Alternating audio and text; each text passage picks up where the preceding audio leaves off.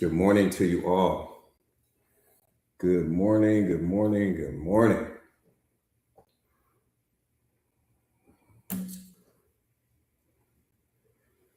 Good morning. Peace and blessings to you all. Happy Friday. Happy Friday to you guys. Oh, wait, what's up, beloved? So good to see you. Valerie's in the building. Lynn's in the building. Let's go.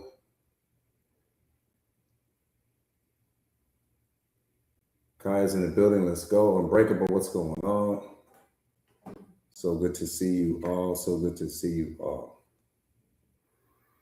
What's going on? What's the latest and the greatest?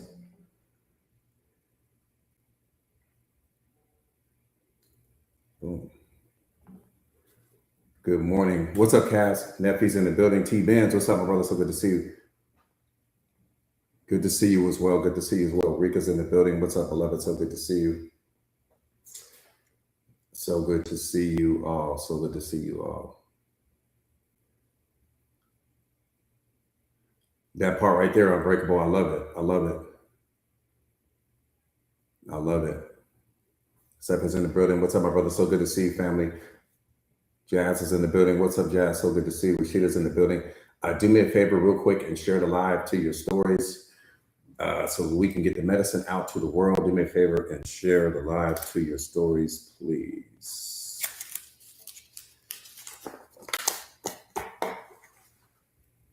Again, do me a favor and share the live to your stories. Let's go, let's go, let's go. Reese's Pieces is in the building. Let's get it. Again, so good to see you all. What's up, D? So good to see you, beloved. Hugo's in the building. Again, do me a favor and share the live to your stories. Prashan's in the building. Let's go. Share it to your stories or repost it. Either works just fine.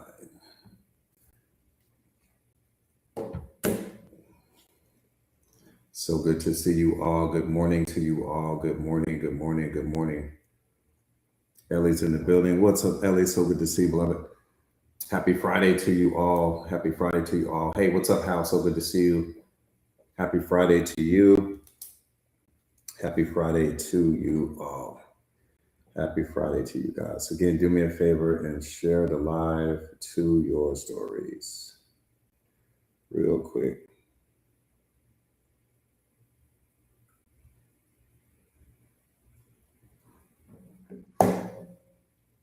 What's up, Kev? So good to see you. Yeah, Stephanie, that purpose series, I think it's going to be in a 5-part series. I'm trying to condense it down, but I think it's going to be a 5-part series. I put the first 2 parts in there, but that purpose series,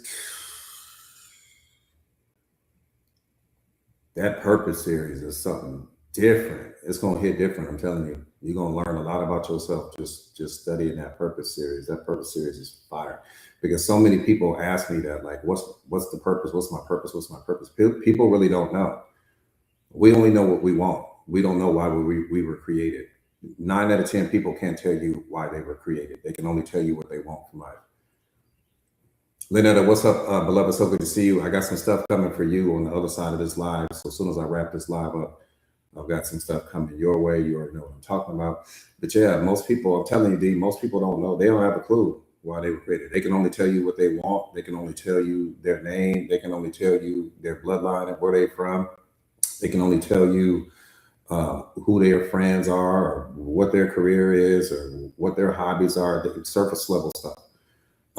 Purpose. When you dive into that purpose piece that I put into the community, it's going to change your whole. It's going to change your whole outlook on life. Period. Yeah, Lynette, I'm telling you, that series right there. Because there ain't nothing in life more important than that. What's more important than that? What's more important than your purpose? What's more important than the reason why you were created? What's more important than that? Ain't nothing more important than that.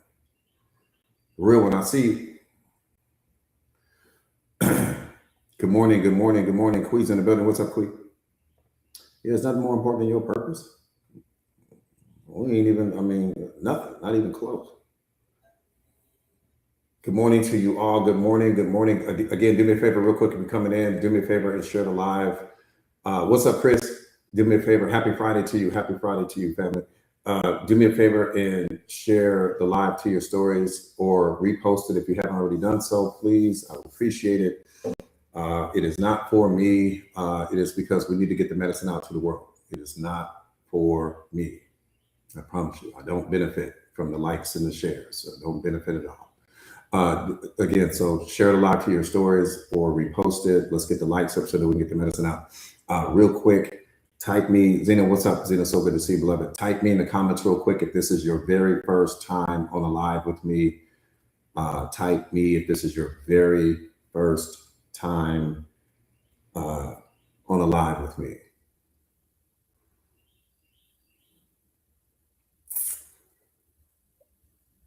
If we don't have any first timers, I'm pulling off. Okay, what's up, Mike? Noez is in the building. Yeah, you hear? Yeah, they got a seminar going on right now. Red is in the building. What's up, Red? Yeah, I'm telling you, them they got a seminar going on right now. Self-awareness seminar. They're gonna try to charge me to get in this seminar. How you gonna charge me? How you gonna charge me? Y'all teaching what I taught you. Come on, yeah, coach, you can get in. It ain't gonna cost you that much. What you talking about? Everything you teaching, I taught you. Yeah, they got gonna sit and talk about coaching ain't gonna cost you that much to get in. Why do you wait? And you in my backyard. How wait, hold on a minute. We got life twisted here.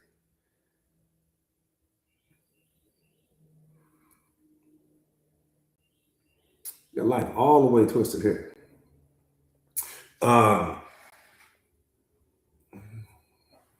Yeah, they out there doing their thing. They out there teaching their little self-awareness.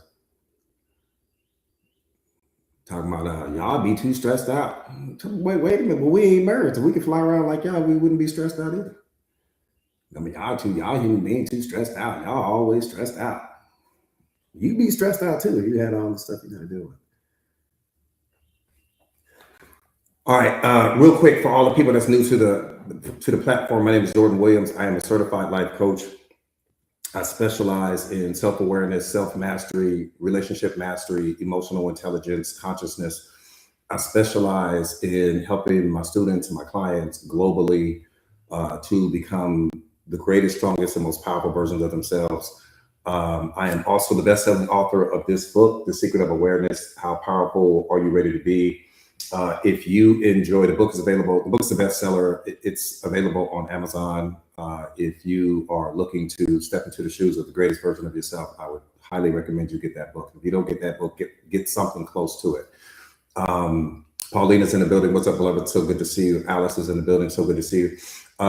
Is also, I've been coaching for over 2 decades now.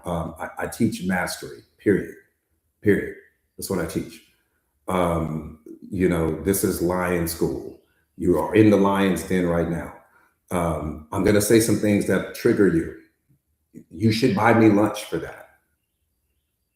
Not get upset, but any person that triggers you is a gift to you in that moment, because the trigger is pointing out where you still need to heal. The trigger points out where fear still reigns over love in you. So whoever this person is, whether that's a coworker, whether that's your significant other, that's your kids, a friend, a stranger, you owe that person in that moment, because what you don't understand is that you were blind to whatever it is that triggered you. What upsets you is not the person. What upsets you is your programming and conditioning. So the only thing that's upsetting you is you. Then you're going to blame the person, and you're going to blame the kids, and you're going to blame your significant other, and you're going to blame the people at your place of employment. You're going to always point the finger away from you. And this is why you don't grow. This is why you don't evolve. This is why you don't become the greatest version of yourself, because you don't realize that there's not a human being that has ever been created in the history of this planet that has the power to upset you. Not one. Let's start with the truth, and then we can go any direction you want. There's not a human being in history, I don't care whose name you throw out there, that has the power to disturb you, that has the power to upset you, that has the power to disturb your peace. Not one. And the reason for that is the gift that you carry, the gift that God put in you, is too important for him to allow anyone outside of you to ever be able to affect you. Nothing in life can affect you unless you allow yourself to be affected.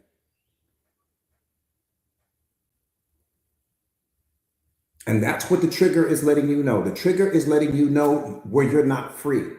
The trigger is letting you know where you lack emotional intelligence. The trigger is letting you know where you lack self-awareness. That's what it's letting you know.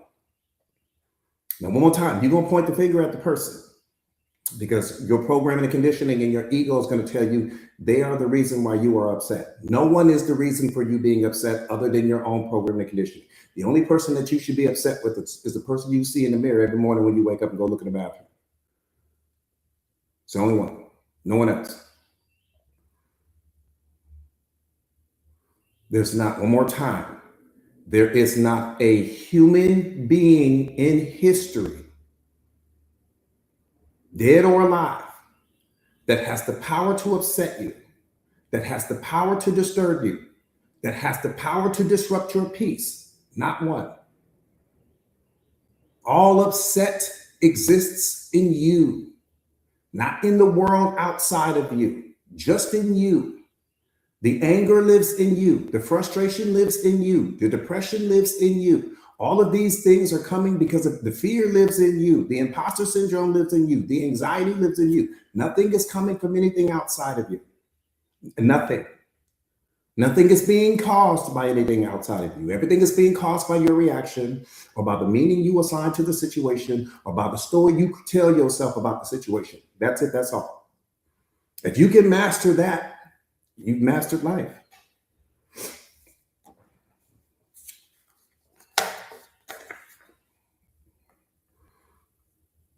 If you can master that, you have mastered life.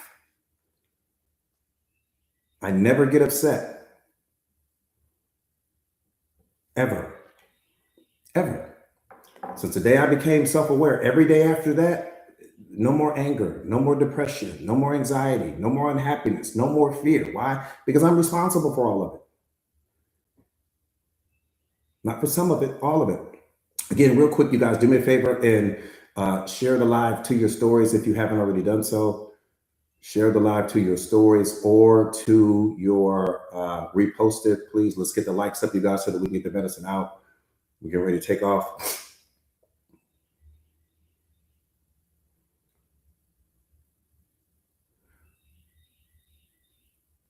Let me give you a quick news flash. Let me give you a quick news flash because we blame people for things that they don't have the power to do for us. There isn't a human being in history that knows you better than you know yourself. No one. Which means that no person on the planet can love you the way you love yourself. No person on the planet can love you as deeply as you love yourself. Stop holding other people accountable and stop making them responsible for your happiness, for the love you experience, for your joy, for your peace, because no person walking knows you better than you know yourself. Not your parents, not your kids, not your significant other. No one knows you that deeply, which means no one can love you as deeply as you love yourself. You are the blueprint for love. You are the blueprint for the happiness you want to receive. You are the blueprint for the respect you want to receive because you know the story. Don't nobody else know the story? Your significant other knows parts of you. Your kids know parts of you. Your parents know parts of you. Every person you've ever called a friend, they know pieces and parts of you. They only know what you've allowed them to know. They can only experience the versions of you that you've allowed them to experience. And nobody experienced you like you've experienced yourself. So why would you expect someone to love you as deeply as you love yourself? Why would you expect for them to respect you as deeply as you respect yourself? Why would you expect for them to make you as happy as you have the power to make yourself? You don't see the problem with that? Just sit with that for a second. I'm not asking you to change your life. I'm just asking you to change the way you look at it.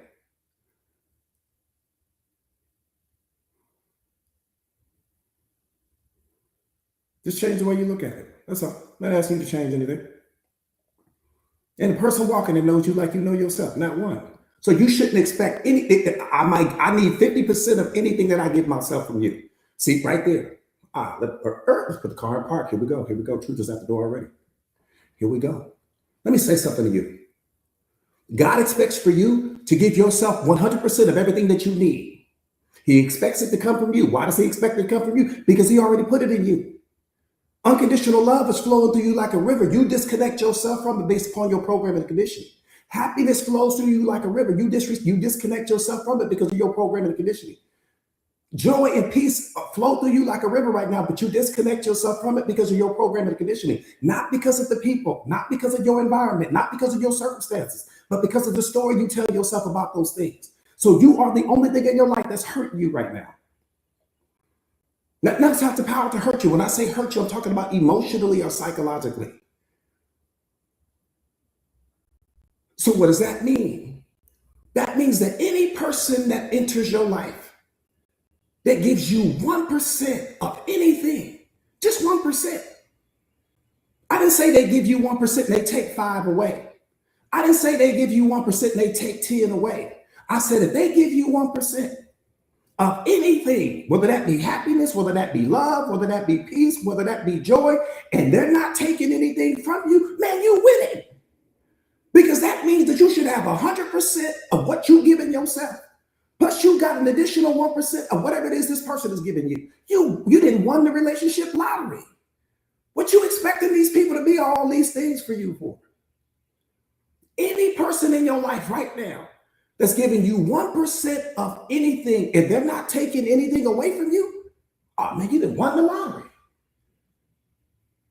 But you expecting these people to give you 100% of this and 100% of that and 100% of that. People struggle to give themselves that much, beloved. We can't give ourselves what you asking the person for. The average person can't live up to their own expectations, let alone the expectations that you didn't place on them. The average person doesn't know how to make themselves happy consistently. They don't know how to love themselves consistently, but we want them to do it for us. Things that they fail to do for themselves. And then we punish the person for things that we don't even give ourselves. We ain't even giving it to us, but you mad because they don't give it to you. That's how I'm trying to get you to understand. One more time, any person that's giving you 1%, just one, of anything, happiness, joy, peace, respect, kindness, love, and they're not taking anything away, you have won the relationship lottery. Because you should have 100% of what you give in yourself, plus the 1% that you get from this person. You have won the relationship lottery. If you expect anything more than that, then you just being greedy. Anything extra that they give you above that 1%, man, that's just a cherry on the sundae. I look at people like that, and what does that mean? That means that I don't place all of, and I'm not gonna put all that pressure on the people around me. What I need you to be is 100% for yourself. I don't need you to be 100% of anything for me. I need you to be 100% of everything for yourself. Because if I'm giving myself 100% of what I need, and if you're giving yourself 100% of what you need, when we come together, that relationship gonna be magical. But that's the problem.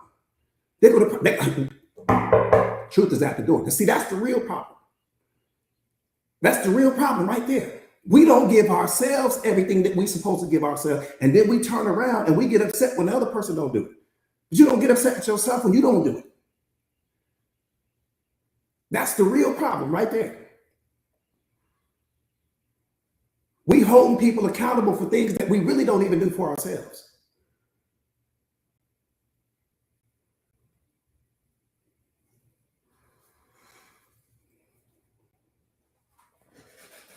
Yeah, I tell people all the time, man, no, I don't need you to be 100% of anything for me. I need you to be 100% of everything for yourself. Because if you hold yourself down, and if I hold myself down, then when we come together, that relationship is going to be beautiful. We ain't leaning on each other. That's what these relationships are. Everybody's leaning on the next person. We lean on people to give us things that they don't even give themselves. We lean on people to give us things that we don't even give ourselves.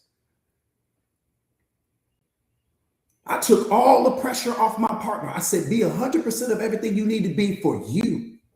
And I will be 100% of everything I need to be for me. And I'm going to give you the leftovers out of my tray. You give me the leftovers out of your tray, but fill your cup first. That's why relationships fall apart, because you ain't filling your cup because you're too busy trying to fill somebody else's.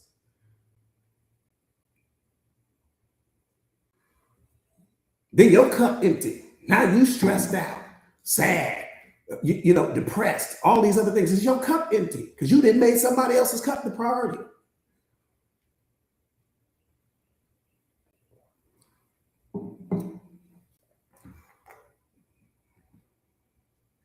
Yeah, you got to focus on you until the focus is you. You are the center of focus when it comes to your life. God didn't give you your life so that you can focus on somebody else's. He gave you your life so that you could transform your life into something so powerful that it would inspire every single person that comes in contact with you. That's what your life is for. Inspiration, motivation, unconditional love. Not to focus on one person when you got 8 billion people walking around the face of this earth that need the gifts that you carry right now.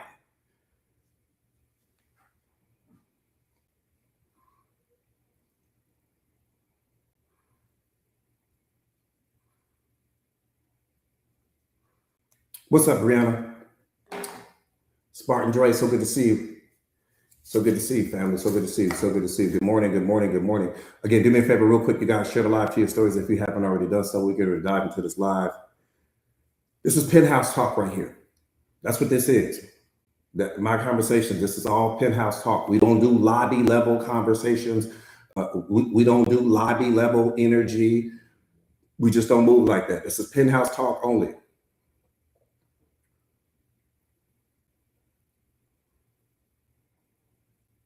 That part right there, Spartan Ray. This Penthouse Talk. You got to bring your A game when you shadow boxing with us on this platform.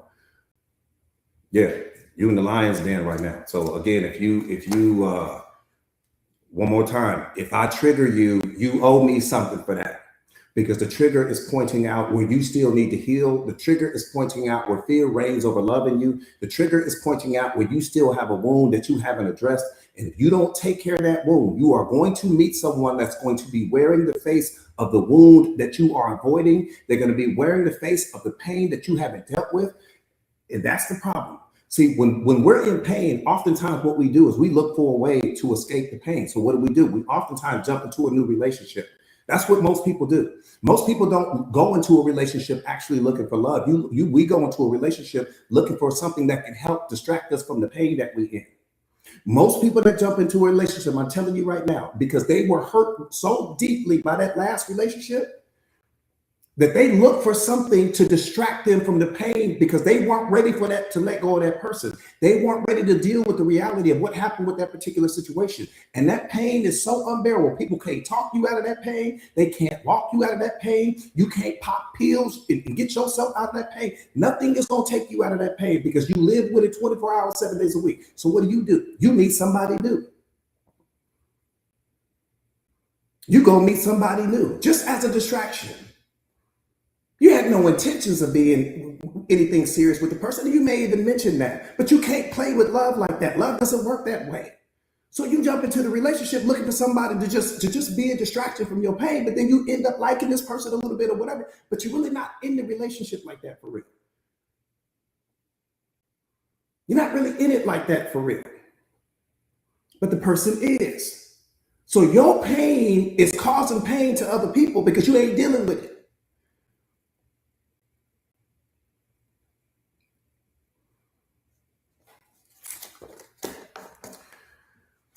I'm telling you, some of you guys are in a relationship right now with somebody that you think loves you, but the person doesn't really love you. They only love the fact that you give them the ability to escape the pain that they were in. That's what they love.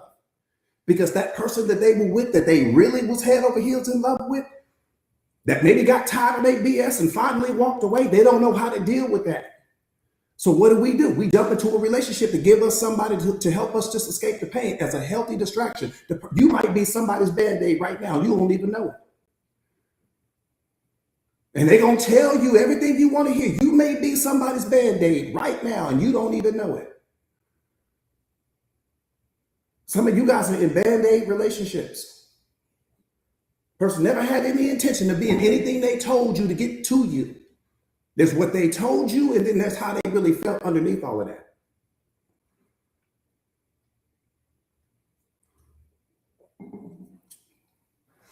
All right, let's get busy getting big. Man, I got people all over the world trying to jump in this live right now. I don't even know who. It's crazy, man. It's crazy.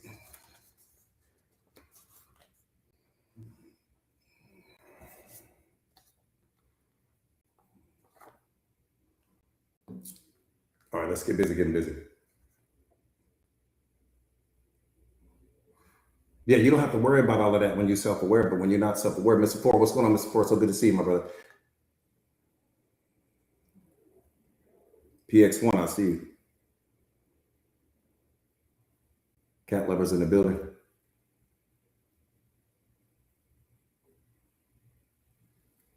I know, Amber. I know, Amber. Okay, here we go, beloved. Here we go. Here we go. Here we go. People rarely meet you where you hope they will. You tapped in here. People rarely meet you where you hope they will. They meet you where they are capable, beloved.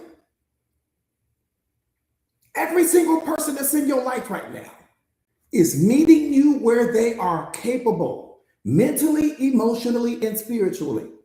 We don't need to create stories. We don't need to create illusions. We don't need to live out of some fantasy. You need to deal with the reality of what's showing up in your life right now. People rarely meet you where you want them to. Every single person can only meet you as deeply as they've met themselves. I can't meet you any deeper than that. I can't. What someone offers you is not a reflection of your worth. It's a reflection of their emotional capacity.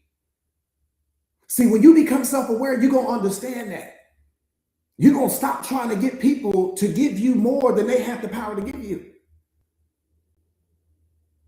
Because you're going to understand that whatever that person is bringing to your table right now, that's the best of what they have the ability to bring you. That's all you got to do. And you look at it from a place of non-emotion. That's the reason, that's what's keeping you blind. You got your emotions and your feelings all in it. Your emotions and your feelings are not for that. Your emotions and your feelings are designed to let you know when you are out of alignment with God, when you are out of alignment with the truth, not for you to make decisions through. They ain't got nothing to do with your decision making, but we make decisions based upon our emotions. That's the worst decision you will ever make, is an emotional decision. Worst decision in history. Because your emotions are always fleeting. They're always up and down. You don't make decisions from your emotions. You make decisions from your awareness. Honey man, what's up, beloved? So good to see you. Happy Friday to you. So one more time, what someone offers you is not a reflection of your worth, but you take it personal like it is. You ain't giving me everything I want, need, deserve. They can't give it to themselves. What you upset about? You the last person should be upset. Whatever I can't give you is a reflection of what I can't give me. Just sit with that for 5 seconds. Anything I'm not giving you, if we in a romantic relationship, is a reflection of what I can't give me. What I can give me will always be reflected in what I give you.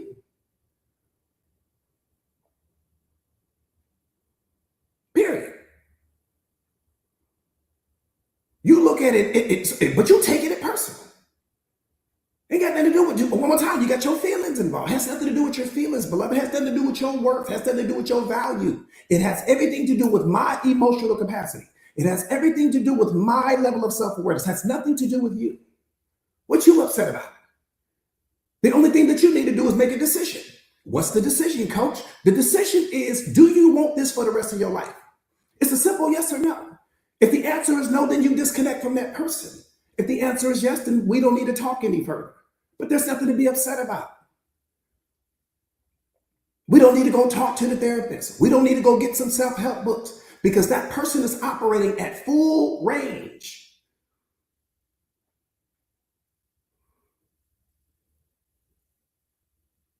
Period. It's either you are everything that I need, want you to be, because you got to understand that most people, 9 out of 10 people, are driven by their ego. And so that ego wants to perform at the highest level. That's the beautiful thing about your ego, is that it really does want to perform at the highest level, which means that if that person had the ability to be more for you, trust me when I tell you, they would. But they can't.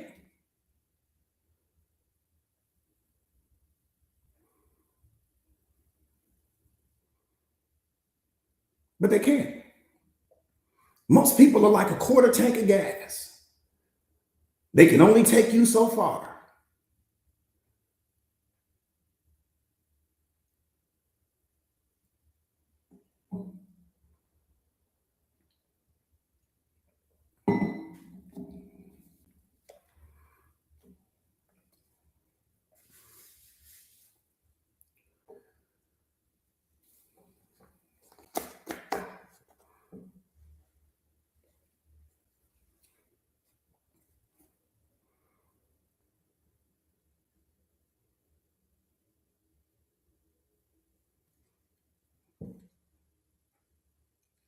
See, when you misunderstand this, when you don't fully understand this, you'll internalize this, right? And you'll make it, end up becoming a reflection of your worth, right? When it really has nothing to do with you. And this is why I tell people all the time, this is why self-awareness is so important, because again, when you don't fully understand this, you'll make this about you. And it has nothing to do with you. It has nothing to do with you at all.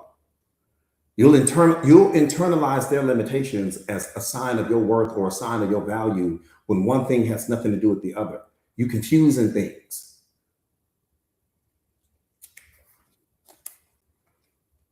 That's why awareness is so important. This is why I teach this stuff to you guys all the time, so that you become a master, so that you stop walking around, moving through the world to your emotions and your feelings. You start seeing reality as it is and not as you wish it to be. You see people as you are, not as you hope they are for you, right? See, real maturity is recognizing that disappointment often comes from expecting others to give you what they haven't developed within themselves. I can't give you what I haven't developed within me. I can't. So whatever that person is giving you right now, they give you the 100% of the best of everything that they are. Trust me, your ego is so powerful. Their ego is so powerful that if they could give you more, they would. Trust me when I tell you that. Because the ego never wants to be seen in a negative light. So the moment that you tell that person, oh, you ain't giving me what I want, you're not giving me what I need, you're not giving me what I deserve, that ego gonna kick and say, oh yeah? And that ego is gonna turn it up. But the ego can't turn it up because there's nothing left in the tank. There's nothing left to turn up. They're operating that capacity. In that moment, you need to pause. Not react, not respond, pause. And ask yourself a simple question, not an emotional question. Ask yourself a simple question. Is this what I want for the foreseeable future? It's a simple yes or no. Ain't nothing to be upset about, nothing to point the finger at, nobody to blame. Do I want this for my future? What I'm getting from this person? Not what I get after we go to the therapist. Not what I get after we sit down and read some self-help book. What I'm getting right now. Because oftentimes when we want people to change, what you're really saying is, I don't accept who you are right now. The moment that you need someone to change, that's really what you're saying. What you're really saying is that the version of you that I'm getting right now is not enough for me. But here's the problem with that. When that person changes for you, they're only changing into what you need them to be so that you can be happy, but they're no longer who they really are at their essence. So now somebody's going to be unhappy. Yeah, you might be happy now, but the person is not, because now the person is pretending. They walking around being a version of themselves that they're really not, but they're being that version of themselves just to keep you happy. But they're not operating out of their authenticity as well. So everybody's getting hurt now.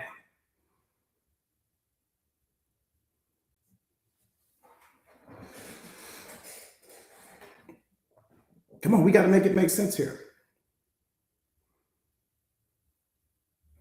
We got to make it make sense here. You're too powerful to settle in any situation.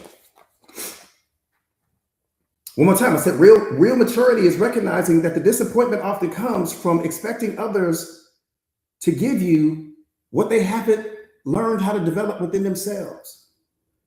Most likely not from a lack of care, but from a lack of inner development. The person is not developed internally, but most people aren't, beloved. Most people aren't developed internally. They're not. They're not. Leticia, I appreciate that, beloved. They're not developed internally. And this is where self-awareness begins, because you stop outsourcing your needs to people who cannot hold them.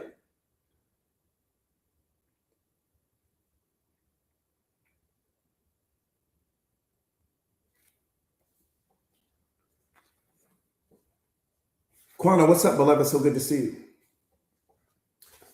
Royal Rare. I said, stop outsourcing your needs to people who cannot hold them. One more time. Any person that's giving you 1% of anything, that's not taking anything away from you, you have won the relationship lottery. Because there's not a person in the history of this planet that knows you better than you know yourself, which means no person in the history of this planet can love you deeper than you love yourself, can respect you more than you respect yourself, can bring any level of happiness that's greater than the level of happiness that you can bring yourself. But that's the problem. We don't give those things to ourselves, but we punish other people when they fail to do it.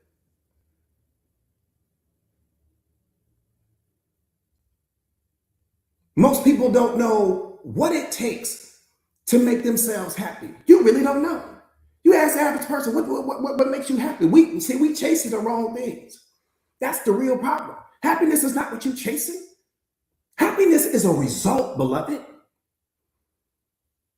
Somebody then tricked you into chasing happiness. You ain't gonna ever catch happiness. Happiness can't be caught. Happiness is not something that you have. Happiness is something that has you. So when it's not in your life, it's because you are out of alignment. Happiness is the byproduct of alignment. It's not something you chase. You got all these people running around here chasing happiness, but you out of alignment. So you ain't gonna ever catch the happiness. The moment you need to be focused on getting yourself aligned mentally, emotionally, and spiritually. And then the result of that is happiness. So you're not looking for happiness. What you're looking for is contentment. Oh, we got tricked. Oh yeah, they didn't teach us about contentment. Contentment is really what you want, not happiness. One more time, happiness is the byproduct of alignment. So you can't catch happiness and be out of alignment at the same time. You got to get aligned first. When you get aligned first, happiness is going to be beating down your door. So what you really want is contentment, which means I love where I am. I love who I am. I love what I have. I love the person I wake up next to. I love my place of employment, everything in my life. I love how my kids are growing and developing. I love how I'm growing up. I'm content. Happiness.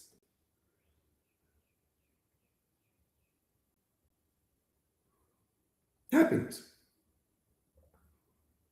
But see, we've been programmed and conditioned to go chase the happiness. Where do you find it? So you're chasing something that you ain't gonna never catch, because happiness can't be caught. Happiness is a result of something else. It's not the primary, it's secondary. Happiness comes from me being in alignment mentally, emotionally, and spiritually. Happiness comes when I'm no longer doing subtraction. Happiness comes when I'm no longer rehearsing the story that I'm broken. Happiness comes when I'm no longer rehearsing the story that I need to heal. Happiness comes when I'm no longer rehearsing the story about what went wrong in all of my yesterdays. Stop rehearsing stories.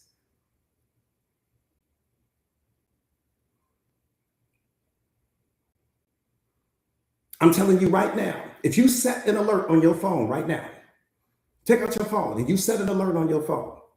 And I'm talking about you have that alert go off every hour on the hour. You got a smartphone for a reason, let it make you smart.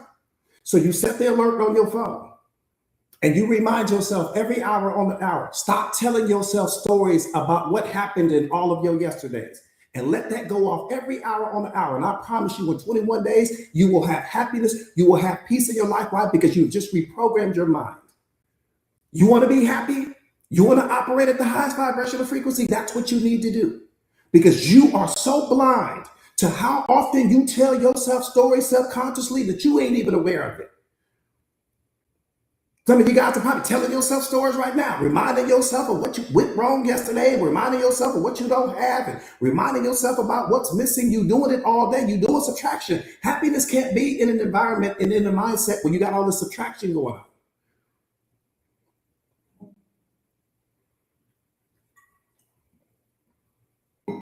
I'm telling you, do yourself a favor. Set an alert on your phone. Every hour on the hour, just have it go off. And the reason why you're doing that is because what's going to happen is that you're reminding yourself, you're constantly reminding yourself, and then it's going to become a habit. What we talk about, it takes 21 days to build a habit, 90 days to build a new lifestyle. So take that 21-day challenge. Take that 21-day challenge. It's going to change your relationship with happiness. I can tell you that now. That part right there, honey man, that part right there, beloved, 1,000,000,000%. I'm telling you, you got a smartphone for a reason. Let it make you smart. Let it make you wiser. Let it make you happy. Let it do all of the things that it was programmed and functioned to do. Because if you don't have a reminder going off, well, who's doing the reminder? You're not going to do it. And you've been running that program so long where you're focusing on what's missing and you're focusing on what you don't have and you're focusing on this. You don't even realize that you're doing it because you become a master at it already. Then you wonder why happiness is not in your life.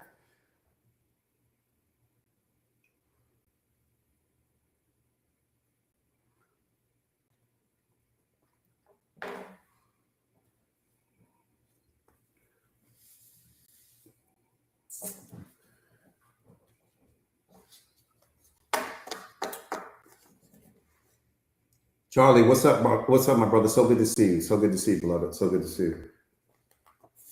Yeah, we don't understand that your mind has mastery over you. Your mind is like that dog at the park. You know that person that you see, right? You go to the park, you see that person. They got that dog. They got that one dog that the moment you let that dog off the leash, that dog gonna take off running. That dog is gonna be all over the place. That lady gonna be chasing that dog all over the park. She ain't gonna be able to enjoy the park because she too busy trying to get the dog back on the leash. And every time she get 2 or 3 feet within the dog take off running again. Because the dog is so happy to just be out. The dog is so happy to just be free. That's how your mind works. It's just all over the place. It's in the future. It's in the past. It's in the present. It's back to the past, back to the future. It's all over the place. It's just like that dog. If you don't set this, what does that dog need? The dog needs training.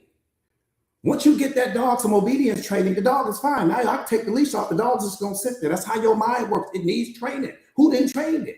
Your education has not trained your mind.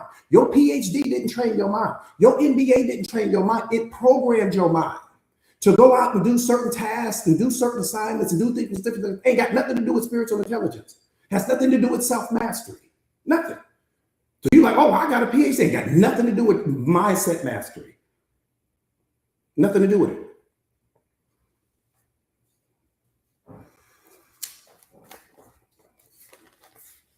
How many PhDs you got? It's not going to save you from your depression. I don't care how many PhDs you have. It's not going to save you from your anxiety. I don't care how many PhDs you have. It won't save you from the unhappiness that you experience when nobody else is around. Nobody's clapping for you.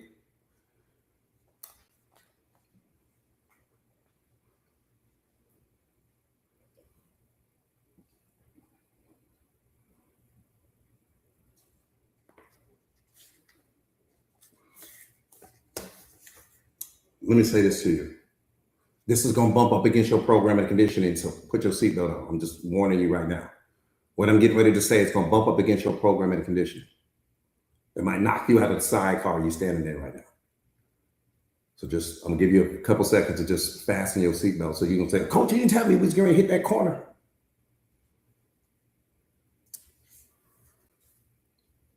The love you deserve will never be handed to you by someone else.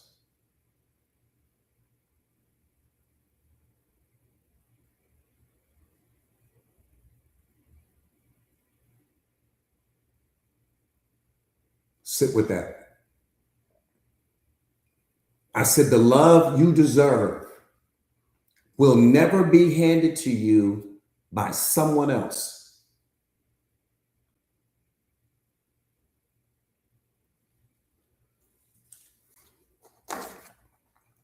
Period.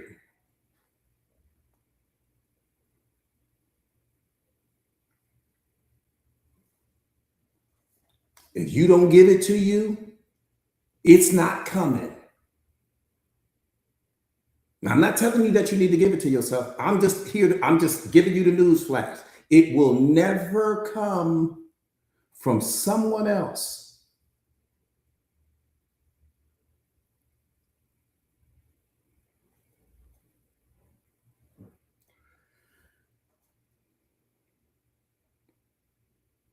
It's something that you establish through boundaries, standards, and discipline. And what you fail to give yourself, other people will always mirror. That's what people give you. What you fail to give yourself, other people only have the power to mirror.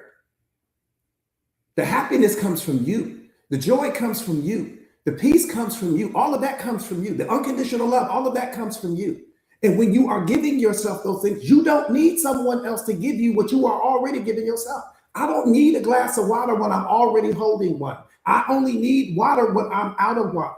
That's when we go looking for love. We go looking for love when we don't know how to give it to ourselves. We go looking for happiness outside of ourselves when we don't know how to give it to ourselves. That's why we look. Looking implies I don't have it. Seeking implies I don't have it. Period. I get to assign meaning to your behavior. I get to assign meaning to your actions. I get to assign meaning to your words. I get to assign meaning to how you show up for me. And when I assign meaning, I unlock what's in me. When you assign meaning, you unlock what's in you. I don't experience you. I experience more of me through you. The day you realize that, all of your relationships are going to become powerful.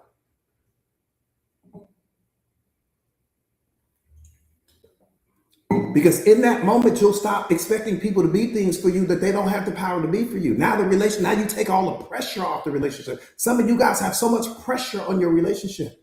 That's why they folding and cracking, because you got all this pressure on the relationship. You need the relationship to be things for you that you were supposed to bring to the relationship, not receive from it.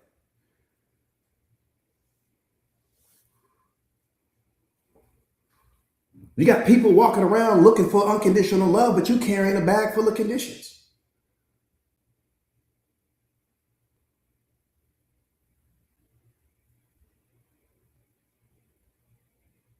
Just make that make sense. I need you to be this. I need you to be that. And I need you to be this. And I need you to be this. And I need you. Come on now. What are we doing here? You want unconditional love, but you carry the bag full of conditions. That's called a business. That's transaction. Businesses work like that. Relationships don't work like that. That's a business. You go to Starbucks right now, you give them people your money, you're going to expect for them to give you the coffee. That's a business. This is a transaction. But that's how most relationships are operating. They're just transactions masquerading as love. Transactions masquerading as I want you to be my future. Transactions masquerading as all of these other things. I need you to be things for me that I don't have the power to be for myself.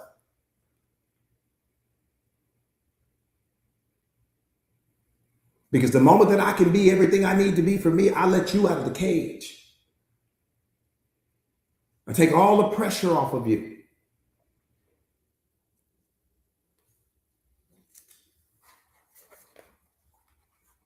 Does anybody need me to qualify that? Is anybody struggling with that? Because I qualify it. That you never experience anyone else. I can qualify it. Just in case you're struggling with it, I want to make sure that you guys have it. Don't let your ego say you have it and you really don't have it.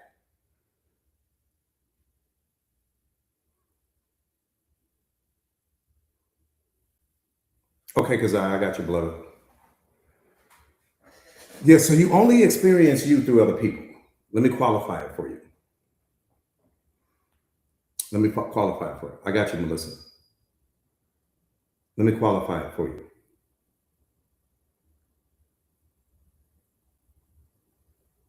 I want you to imagine that God gives you an opportunity to witness a man and a woman in a room. But here's the thing, when you witness the man and the woman in the room, you don't get to hear the words, you don't get to hear behaviors, you don't get to hear anything that's being said. It's complete silence. So when you're watching these people, you don't really know what they are. You don't know what their connection is to each other. Because you don't have the words, you don't have the emotions, you don't have the story, you don't have anything. You just watching them. Now, if I tell you this is a couple, then you're going to assign meaning to it. But if I just tell you to just be a fly on the wall and just watch these people, this man sitting on this side of the couch, she's sitting on this side of the couch, they sitting there watching Netflix, you don't know what they are. You have no idea what they are. You're just watching the people. You're like, okay, what am I supposed to be looking at? You don't know. So what's happening is that once you assign meaning to what your significant other does, to the story you tell yourself about them, to the role they get to play in your life, to the fantasy that you created in your mind about who you hope you guys become and the future you guys gonna have, and all of these other things like that, you start to create a story in your mind. What we really fall in love with is the story that we create, that we project onto the person. We fall out of love because the person doesn't match the story. We fall out of love because at some point in time, reality catches up to the story that we've been telling ourselves, and we start to realize that this person is not like the story that we sold ourselves about who we needed them to be for us. Right? So that's often, let me give it to you another way so that you can miss it. Give me another way so that you don't miss it. When you think about trust, you don't actually trust other people. Trust is something that you project onto people, right? And what makes you trust a person is your beliefs about the person. What makes you trust them is your ideas. What you're actually trusting is your own judgment. Not the person, you're trusting your judgment, your own judgment about that person. You're trusting your hopeful expectations that you placed on them. You're trusting the ideas that you placed. Okay, well, why did you stop trusting them? You stopped trusting that person because your ideas about them had changed. You stopped trusting that person because they started moving in ways that shattered your expectations. And then you reeled that trust back. Love is the same way. Love is something that we unlock within ourselves and we project it on to the person that we are in love with. And then the moment that that person starts to move in a way that's out of alignment with what we think they should do, you pull it back. But it was never something, you were never experiencing their love. You were only experiencing your own love. You were telling yourself stories about what they were doing and how they were doing it and what their behavior was. I'll give you another example. When that person touches you, you give meaning to that.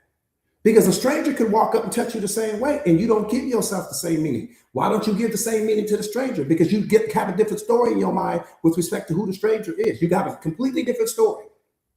You tell yourself one story with respect to your significant other. You tell yourself a different story with respect to the stranger. The stranger touches you, you give it a different meaning. Your significant other touches you, you got butterflies. Well, where's it coming from? The feeling is coming from inside of you. It's not coming from the stranger and it's not coming from your significant other. It's coming from the story you tell yourself. It's coming from the meaning that you assign to it. We only experience ourselves through other people. Now, here's what's beautiful. Here's what's beautiful. Here's what's beautiful. Every person has the power to unlock a different level of love in you, a different level of love in you that you have never experienced before, right? So that's the beautiful thing about it. Like when you think about different relationships that you have been in, different relationships that you've transcended that have ended already, usually those relationships get stronger, they get more powerful, they become better. Why? Because you become better, you become smarter, you become wiser, you become more aware. So every new relationship should be more powerful than your last relationship. But the point not to be missed is this.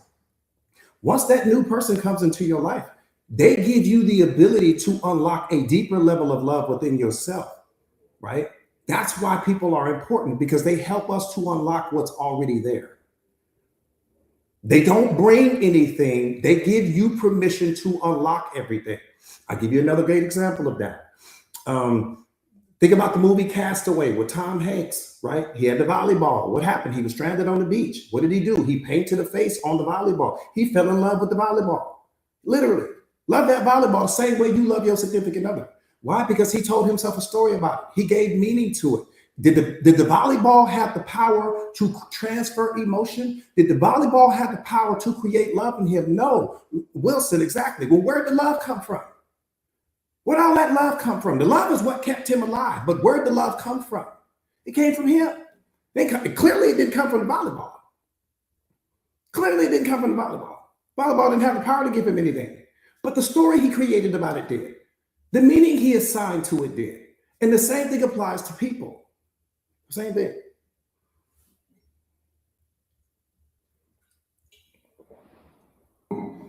Let me tell you why I love you. I love you, if you're in my life from a romantic perspective, because you give me permission to experience more of me. You give me permission to unlock more of me. That's what my bond is with you. You give me permission to experience more of me through you. That's beautiful. And here's the thing. That person that helps you unlock that highest level of love within yourself, no other human being could have done it. No other human being could have done it. That person that comes into your life, because they carry a certain energy, they have a certain aura, they have certain patterns, they have certain programming and conditioning that aligns with your programming and conditioning. So you unlock a deeper level of love in yourself. So when you remove that person and you add someone new, yeah, you might still love this person, or you might get to experience love from this person too, but not on the same level as that person that you were with before. And that's why it's powerful.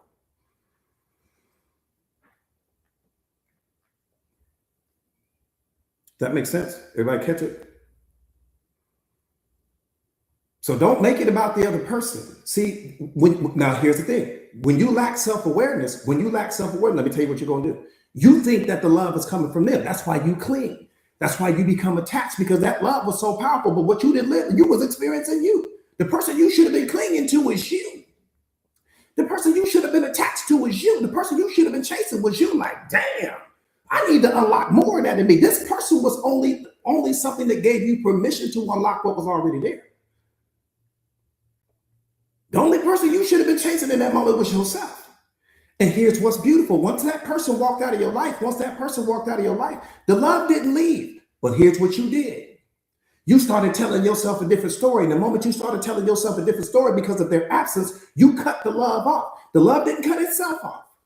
You cut the love off because you changed the story. One day the story is they here with you and everything is fine. The next day the story is the person lied to you, they cheated on you, they betrayed you, whatever they leave. You started telling yourself a different story. And the story you started telling yourself no longer aligned with love, and it was over with. Once you start really understanding how powerful you are, man, it's going to change your life. I'm telling you right now. Do me a favor, you guys, and share the live to your stories if you haven't already done so. Do me a favor and share the live to your stories, repost live if you haven't already done so.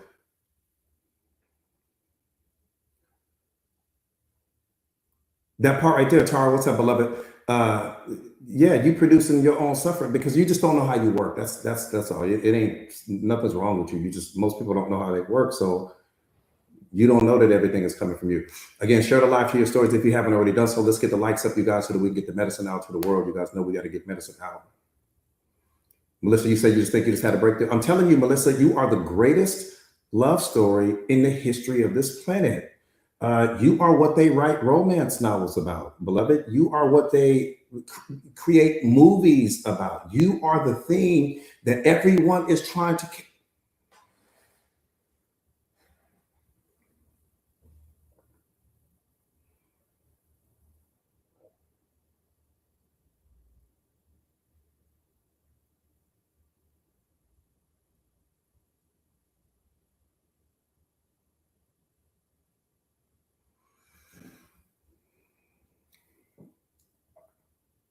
You are the thing that everybody is trying to catch, and you don't understand that. I think that's we don't really have a deep appreciation for that. The thing that everybody is looking for, the thing that everybody is trying to catch, the things that they write movies about, the things that they write books about, the things that they create plays and poems about, and all the romance novels, and all of that is you.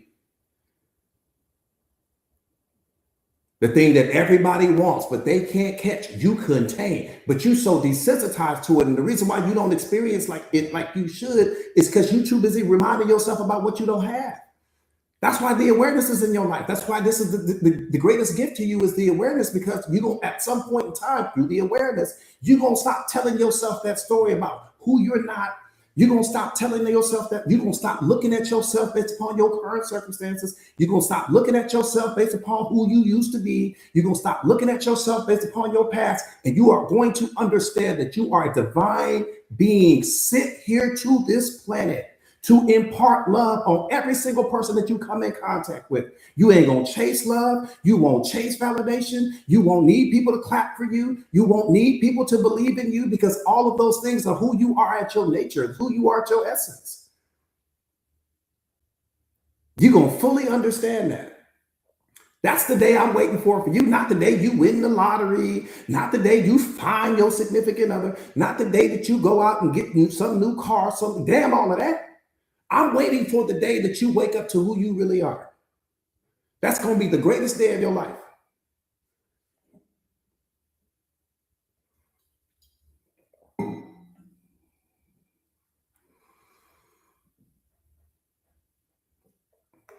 It's going to be the greatest day of your life.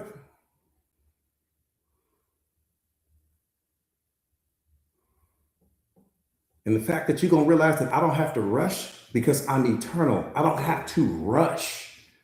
See, you let society program and condition you based upon this time. Time is a social construct. We get that part. So everybody is rushing because you feel like you have some limited amount of time. You are a finite.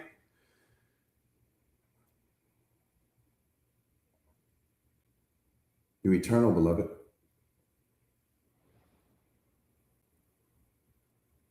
All right, let's get busy, Let me dive into this.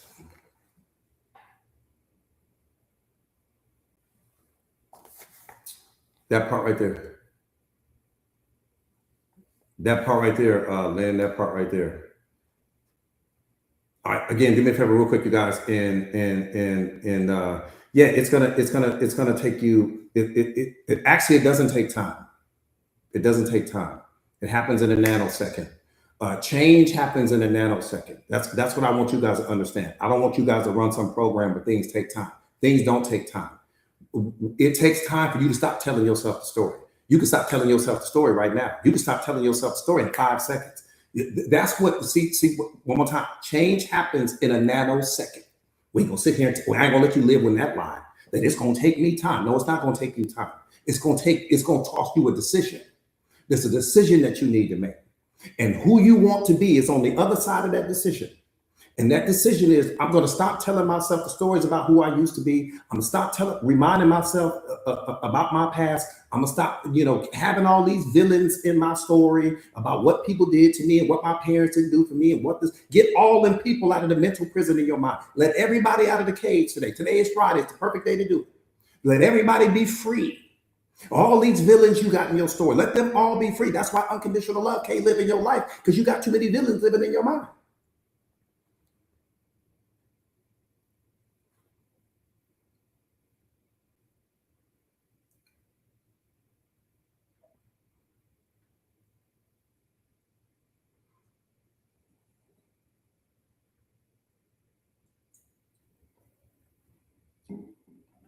And I'm going to tell you why that's important. Because it's a part of your spiritual contract, beloved. It's a part of your spiritual contract.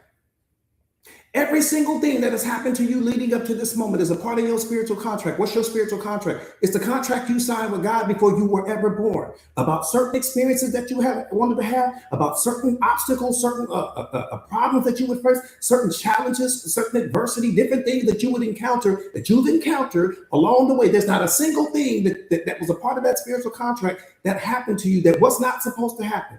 Every failed relationship, all of the heartbreak, the childhood trauma, all of those things got you to where you are in this moment. So there's nobody to be upset with. See, the moment that you understand that, you're going to understand, well, why would I have villains in my story? The only reason, see, what's hurting you is a lack of understanding. Life is not hurting you. A lack of understanding is what's hurting you. You don't understand what's going on.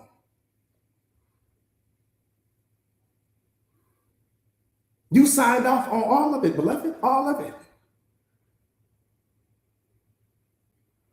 And what you don't understand is that your physical body is, let me tell you something about your physical body. Your physical body stays here. You're not staying here. The spiritual being in you, your soul, you leave it here. But your physical body is going to stay here. It returns to the earth. So everything that happens to your physical body, it's built for it to happen that way. Spirit only experiences body. Body experiences pain. One more time. Body experiences pain. Spirit experiences body. Spirit has never experienced anything directly, which means you have never experienced pain directly in the history of your life. You have never experienced betrayal in the history of your life. You have never experienced rage in the history of your life. You have never experienced frustration in the history of your life. Why? Because spirit doesn't experience any of that. Nobody's ever seen the real you. In the history of your life, nobody's ever seen who you are at your essence. So how can I hurt what I can't even see? See, that's the problem. When you look out at the world, you think you're seeing the world as it is. No, you're not seeing the world as it is. You're seeing the world as you imagine it to be. Everything outside of you is pure energy, beloved. Scientists will tell you that.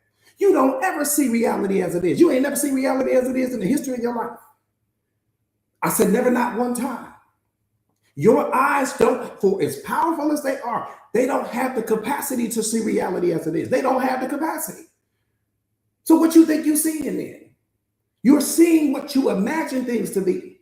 Your mind is creating all of the images, but your mind is also creating all of the problems. Your mind sees everything in twos. That's the problem, beloved. It doesn't have the power to see oneness. When your mind looks at a tree, it sees the tree and the fruit, but the tree and the fruit are the same. The fruit is just a different expression of the tree. When your mind looks at a rose, it sees the rose, it sees the thorn. But the rose is a part of the thorn. The thorn is just as much a part of the rose as the petals. But your mind separates everything. When it looks at the ocean, it sees the ocean, but it also sees the waves. But the waves are just a different expression of the ocean. It's all the same. But your mind likes to split everything. That's what I need you to understand. It creates problems where there are none.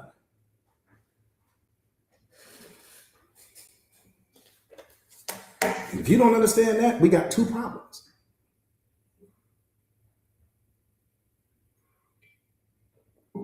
Your mind sees everything in twos, even though everything is one. Everything is just a different expression of the one. And if y'all don't hear me today, if y'all don't hear me today,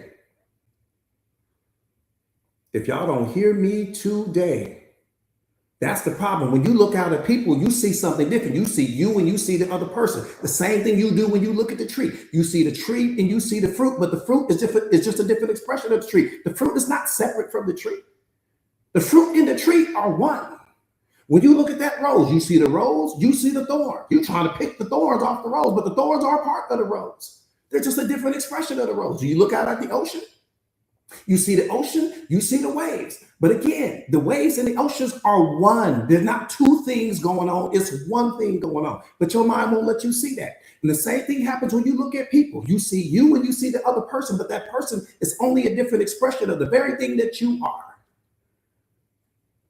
Just like the thorns, just like the fruit, just like the waves. But your mind won't let you see it because your mind can't see one. It has to see everything in twos. This is why when you think about the present moment, you can't entertain the present moment without projecting against the past or without projecting against the future. Your mind don't have the power to just stay present. Let me tell you why it can't, because you are the present.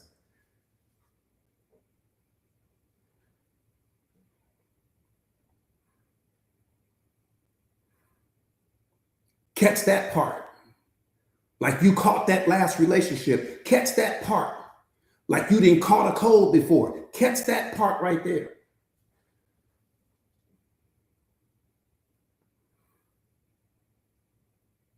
You the present.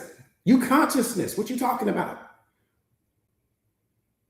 But that person that you looking at, their consciousness as well. Come on, you got to wake up, beloved. This is Penthouse Talk.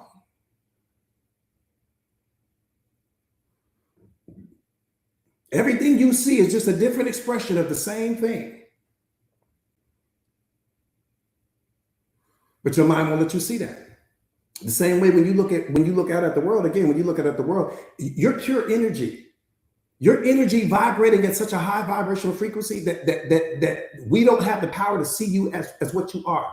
But energy can't be created, energy can't be destroyed, energy can only be transformed. You can't never be created because the reason why you were never born is the reason why you never die is because you were never born. You're pure energy, you are source energy. In human form, you are love in human.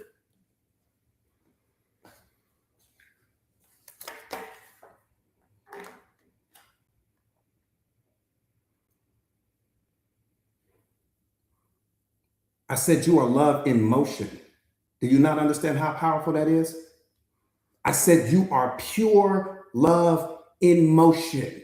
That's what you are. Pure, unfiltered love in motion.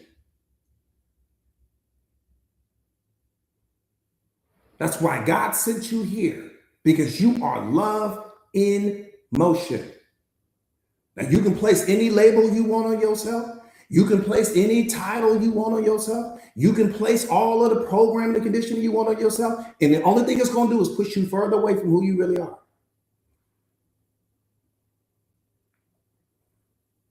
At some point in time, through self-awareness, you're going to wake up to who you really are. And you're going to understand what everything else is. And that's going to be the most beautiful day of your life. All that depression is coming from the story you tell yourself. All that anxiety is coming from the story you tell yourself. All of these things are taking you out of alignment. That's why you have emotions. You have emotions because you are always supposed to be aligned with your Father. You are always supposed to be in line with creation. The moment you step out of alignment with creation, here come your emotions tapping you on the shoulder. It might be anxiety. It might be depression. It might be fear. It might be doubt. It might be worry. It might be stress. These aren't things that you need to manage. These are things that you need to understand.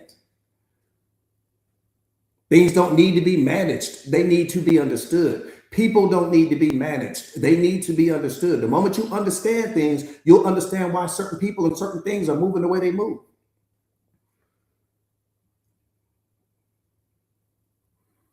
Nobody needs to manage you. You're too powerful to be managed. Can nobody manage you? We don't even know what you're thinking right now. That's what makes you powerful. Let me tell you what makes you powerful. Nobody knows what you're thinking, so they cannot possibly predict your next move. You might be standing here today in Africa tomorrow. We don't know what you're going to do. That's what makes you powerful. Stop letting people predict your next move.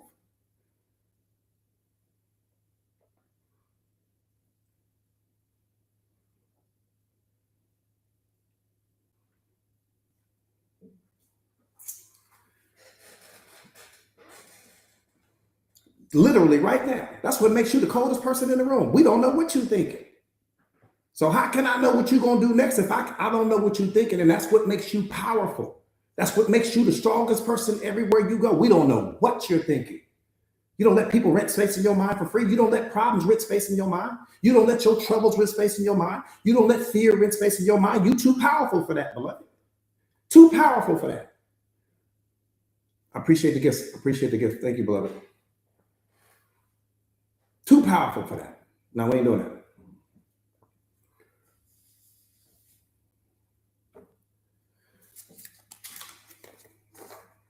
Melissa, you're welcome, beloved. You're welcome. I appreciate that. I appreciate that. Thank you, guys. Thank you, thank you, thank you. No, we ain't going.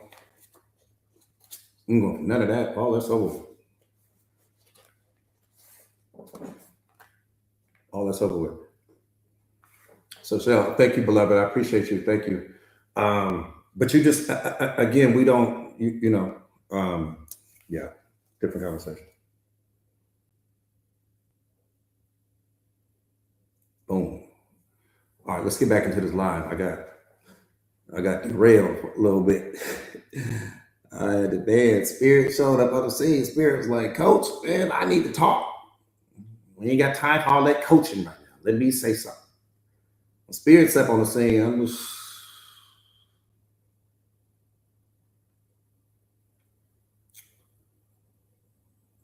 Brianna, I'm telling you, Spirit is like, Coach, listen, you can do all that warm and fuzzy later on. We need to talk.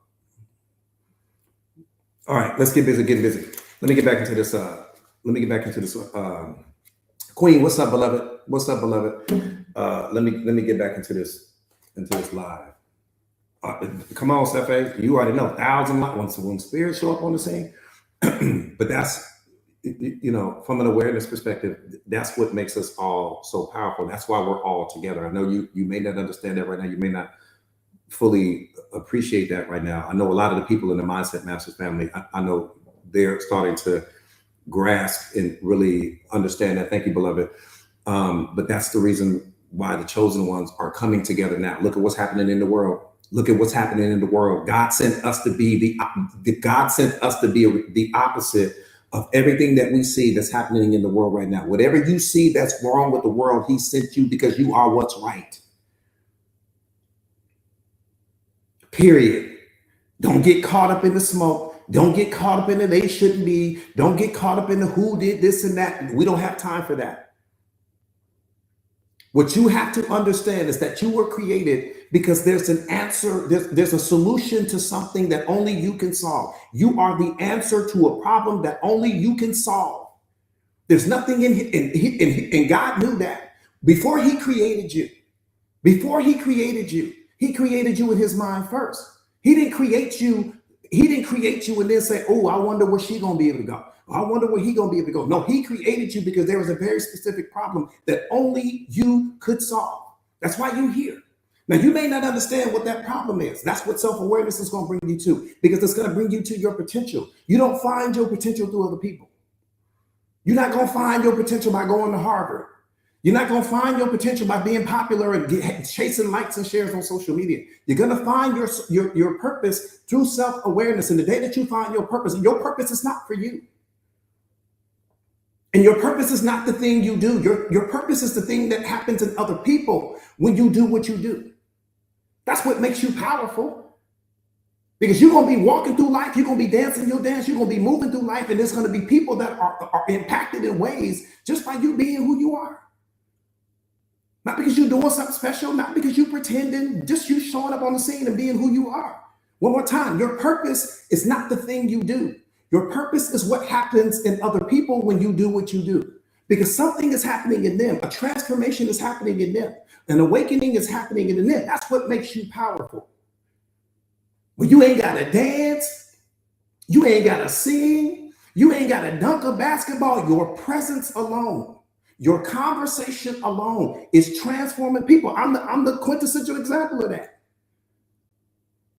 I got people all over the world that have been transformed just from me talking, just from me showing up and being who I am at my essence. Not from me putting on, not from me trying to impress you, not from any of that. And my purpose is too important to be distracted by the people in the chat.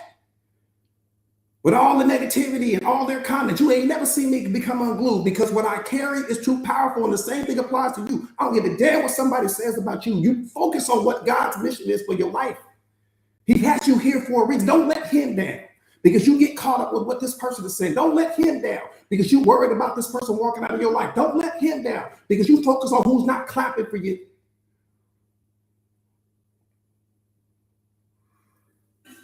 But you got to stay locked in. Look what's happening in this world. That's why he created you, for a very specific problem that only you can solve. Now, I got certain problems that I need to solve. You got certain problems that you came to solve.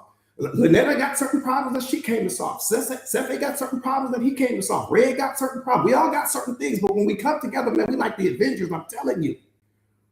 You get two people, two chosen ones in the room, man. We the equivalent of 1 million people. Because you can't touch us. You can put 1 million sleeping people in the room, and with two chosen ones, the chosen ones will transform the room. The million will never transform the chosen ones.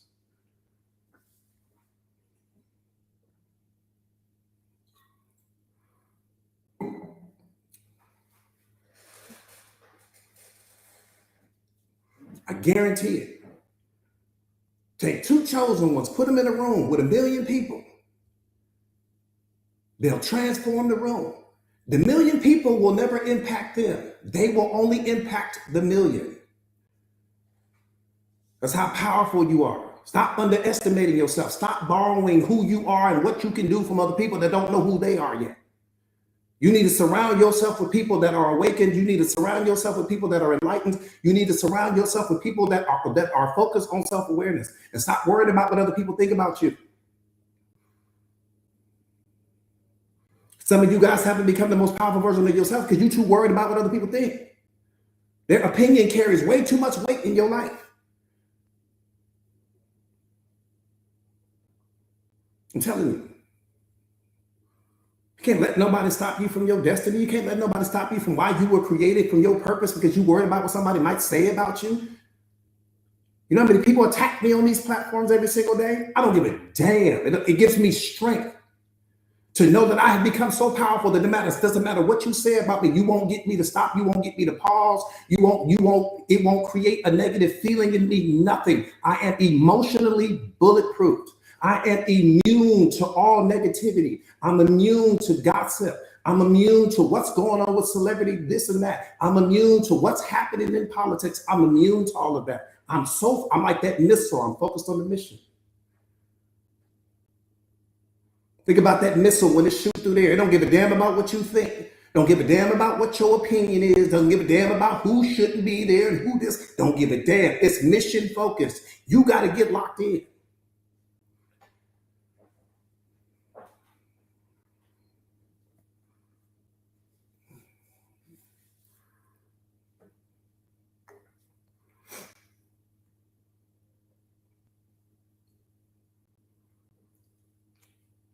That part right there, beloved.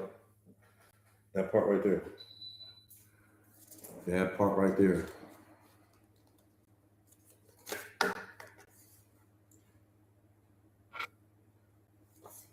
All right, let's get busy getting busy. We got to get back into this thing. Yeah, we got to get back locked in, y'all. Let me get back locked in. Raven, what's up, beloved? Myra, I appreciate that. I'm just saying, get locked in, you guys. Get locked in. Stop worried about what other people think about you. People don't have a high opinion of themselves. If you really knew the opinion that people have of themselves when nobody else is watching, I promise you, you wouldn't be thinking about what the people are saying about you. Most people, whatever they think about you, they think the opinion of themselves is far worse. Once I really understood that, because a person that's a powerful person will never criticize you. A person that truly loves themselves will never criticize you. The basketball player will never doubt you because you missed a shot here and you missed a shot there. The bodybuilder will never doubt you because you couldn't lift 300 or 400 pounds. The swimmer will never doubt you because you couldn't swim as fast as them. The only people in life that will criticize you are the people in life that aren't doing anything with theirs. Just understand that. Any person that takes the time, it takes time. Last time I checked, time is the most precious thing you got. Ain't nothing in life more precious than your time. So the person that takes the time to criticize you, just understand they didn't have anything else better to do with that time. That's why they use it towards you, because they didn't have nothing else to do with it. People show up in this chat, but you're sitting here watching. You got all this negativity, but you're sitting here watching. It takes time to do that. So anybody that criticizes you, understand they're criticizing you because they ain't doing nothing with their life. That swimmer won't say anything to you. They're going to tell you to keep swimming. That bodybuilder won't say anything to you. They're going to tell you to keep lifting. That singer won't say anything to you because you had stage fright. They're going to tell you to keep trying, that they used to have it themselves. It's only the people that are beneath you. It's only the people that aren't doing anything with their life that's going to try to tell you something about yours.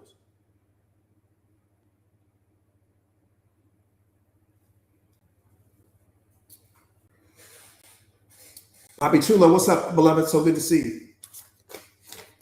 I'm telling you, if you look at it, you're going to see it. People in Rolls Royces don't look down on people in Honda Accords because the people in Rolls Royces are too busy looking forward. I tell you guys this all the time. It's only that person that's walking that's going to tell you something about your Honda. I tell you guys this all the time. Why don't they make Rolls Royce commercials? Why don't they make Ferrari commercials? Why don't they make Lamborghini commercials? Because them people are they don't have time to watch TV. Them people are too busy changing the world. They don't have time to watch TV. You ain't never seen a Rolls Royce commercial in your life, and you never will. Number one car in the world. You ain't seen a single commercial. They don't have time because they understand we don't need to spend our money creating commercials for people that are out there changing the world. You got to have a Rolls Royce mindset.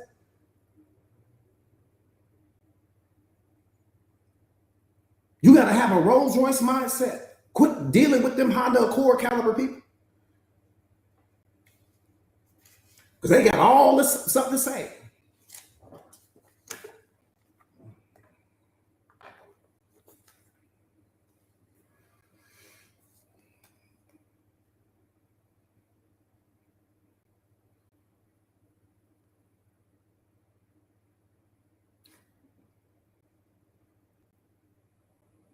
I appreciate that. I appreciate that. I appreciate that. I appreciate that. Yeah, all them pawn shop people.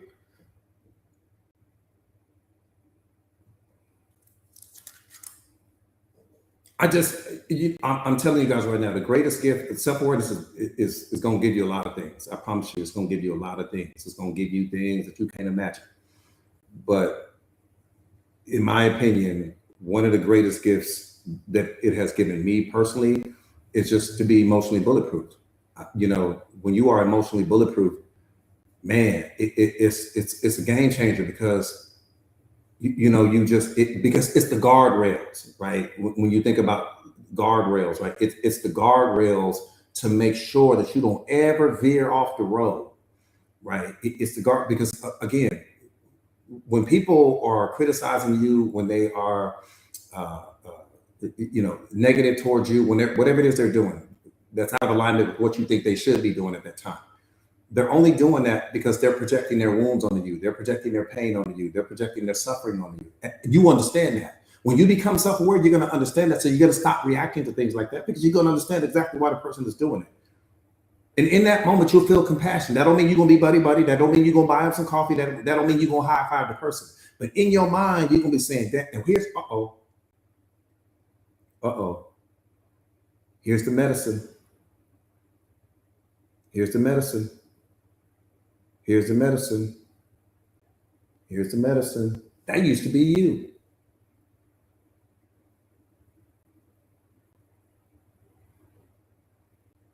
That used to be you.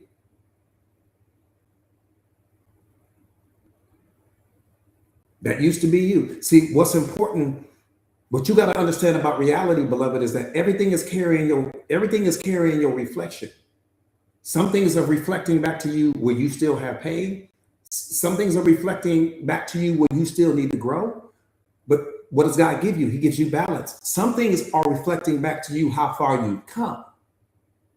And so when you can look at that person, and I'm talking about they calling you everything but a child of God. You understand in that moment through self-awareness, the person is only speaking from their pain. They're speaking from their wounds, right? They can only give me what they carry. And you just looking at the person. You just looking at them. See, let me tell you the most powerful thing in the world. When you say nothing, when you just look at a person and you don't say anything, I'm talking about you don't frown your face up. You don't, because again, people read books and looks. So you don't, no facial expression. You're just looking at the person. And the fact that you're not saying anything really shows them how much power you have over the situation. You're just looking at the person. You're just looking at it. The person is like a 5-year-old kid. They throwing a temper tantrum in that moment. The same way that if you ignore, take your little kid to the store. They 3 or 4 years old. They want some sweet cereal. They acting a fool in the aisle. You just keep looking. What you do? You look at them. You just keep on moving. You don't react to that because if you react to that, then you're gonna create more of a problem in that moment. You just let them throw their little temper. They're gonna get over it soon. And you do the same thing when it comes to people. I just look at them. You don't deserve my energy.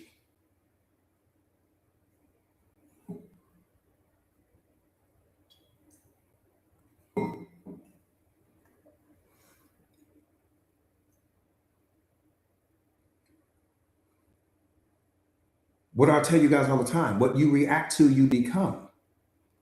So just understand that whatever you get ready to react to, you're going to become a reflection of. You react to love, you're going to become a reflection of that. You react to happiness, you're going to become a reflection of that. You react to anger, you're going to become a reflection of that. Whatever you react to, you become a reflection of. It gets you and you get it.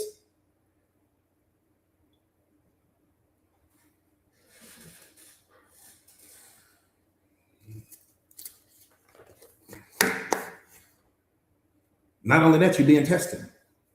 That's the biggest part of it. You being tested in that moment. Don't fail that test. Do not fail that test. You are being tested in that moment. Who is testing you? God is testing you. And what he's testing you, why? Because the situation is neutral.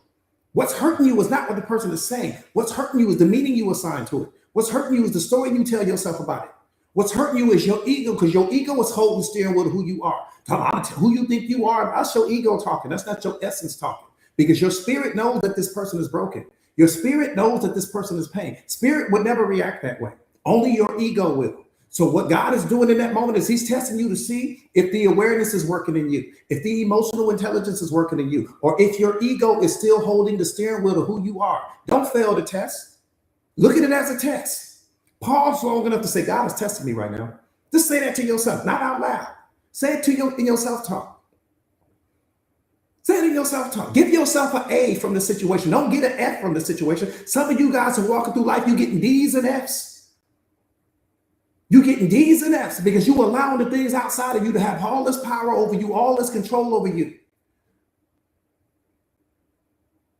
If I have the power to walk up and get you to change the way you feel about yourself, you are not in control of yourself. I am. And that's what he's afraid of. So why would he unlock the gift in you if you walking around and you reacting to people in situations that are actually neutral? What's upsetting you is your programming and conditioning, not the situation. You got to pause. I do that all the time. See, I don't do it anymore because I've mastered it. But in the beginning, that's what I used to do. I would just pause and say, God is testing my awareness right now. He's testing the perimeter fence right now. I said, he's testing the fence. Do you not hear what I'm saying to you? He's testing the perimeter fence. Before he unlocks that gift in you, before he unlocks your purpose, he is going to test that fence. He don't test me no more because he already know I'm passing. I got straight A's. I've been a straight A student. So he say, oh, you didn't figure out my little tricks. Straight A student. He's going to test the perimeter fence to who you are by sending certain people in your path. One more time, it's not the person that's hurting you. What's hurting you is your programming conditioning. What's hurting you is your ego tells you that you need to respond. Who they think they are. I ain't the one to play with. All of that is your programming.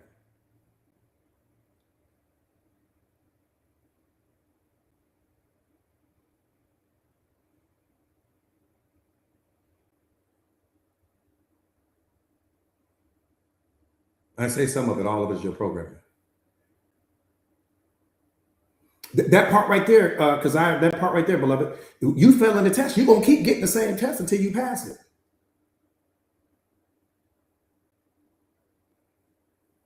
You're going to keep getting the same test. It's going to be a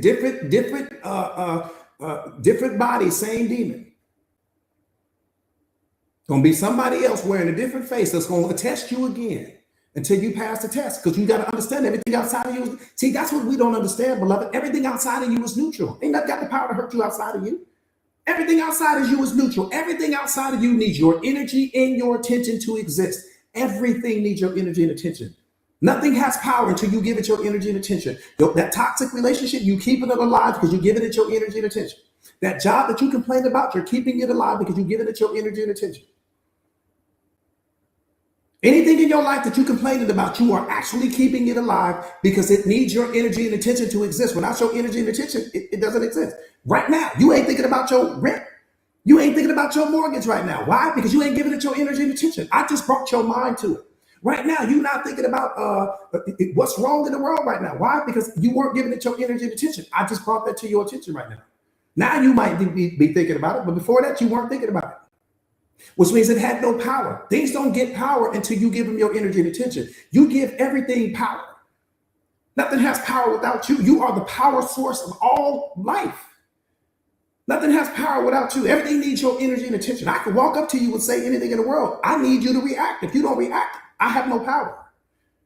Nothing can affect you until you allow yourself to be affected. You got to give yourself permission to be affected by what I say. You signing off on that. I can be the most toxic person in the world, literally. I can be a 5-star toxic person. I can't make you accept that. I can be the most verbally abusive person in the history of the planet. I can't make you accept that. I need you to react. I need you to respond. If you don't react or respond, I ain't got no power. Somebody got to open the front door. So when I cursed you out, you opened the front door. You became the problem.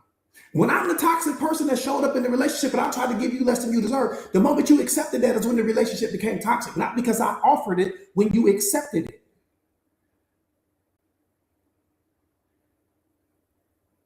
We need to back the car up again. Just let me know if we need to back the car up again. Just let me know if we need to back the car up again. One more time. I can be the most toxic person in the history of toxic people. I'm coming to your front door. I'm trying to give you less than you deserve. The relationship between us does not become toxic until you accept what I offer. And in that moment, when you accept what I offer, you become the problem, not me.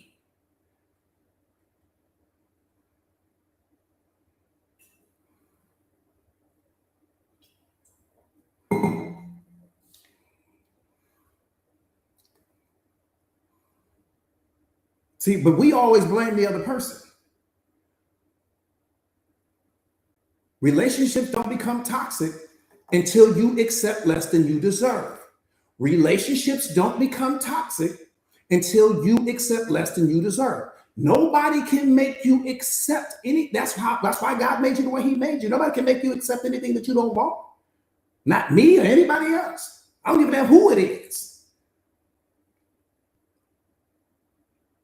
If you know anything about awareness, let me tell you something you will know. Jesus could not do a lot for many of the people that He came in contact with, not because there was something wrong with Him, but because there was something wrong with their programming and conditioning. It was something that was wrong with the arrangement of their mind. They had so much religious belief and so much religious programming and conditioning, He couldn't do nothing to help them people. That's Jesus. So if He was walking around and He couldn't do certain things for certain people, what you think the average person gonna do with you?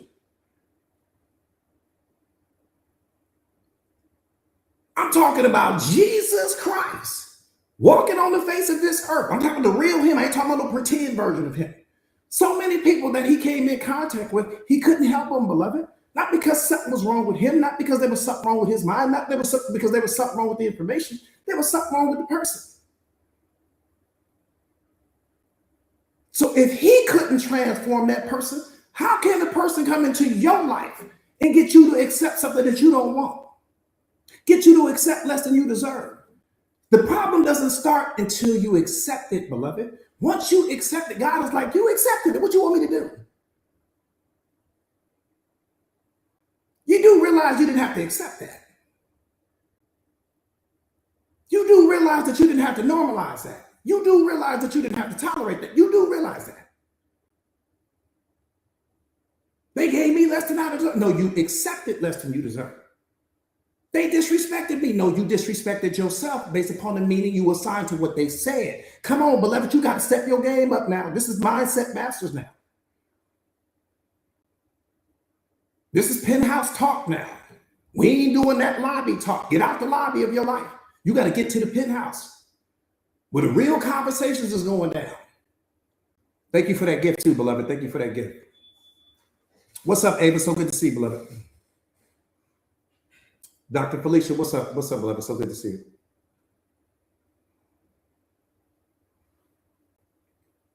Yeah, because you got, yeah. Deb, what's up, beloved? So good to see you. Yeah, it's penthouse talk. That's all. I mean, we just shadow boxing right now. We just fireside chat. That's all it is. It's just fireside chat with some of God's chosen ones. That's all it is. We just hanging out with some of the baddest people on the planet right now. That's all it is. We sharpening each other, right? Iron sharpen iron.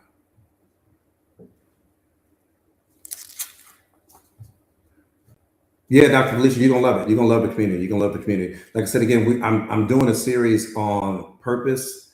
Right now, I just started it today. Actually, the series. If you don't know what your purpose is as of yet, and I don't mean you, Dr. Felicia, but if you don't know what your purpose is as of yet, if you don't know why you were created, if you don't know what it's all about as of yet, I'm telling you right now, you will not want to miss this series on discovering what your purpose is. It's going to take your mind somewhere that it has never been before. I promise you. It's going to start to transform you spiritually, emotionally, mentally. You just going to start to see the world through a different filter. That's what's important. But again, if you're not a part of the Mindset Masters community, you will want to be. If you don't join the community for nothing else, I can promise you the admission of the community is worth you having access to that purpose piece alone.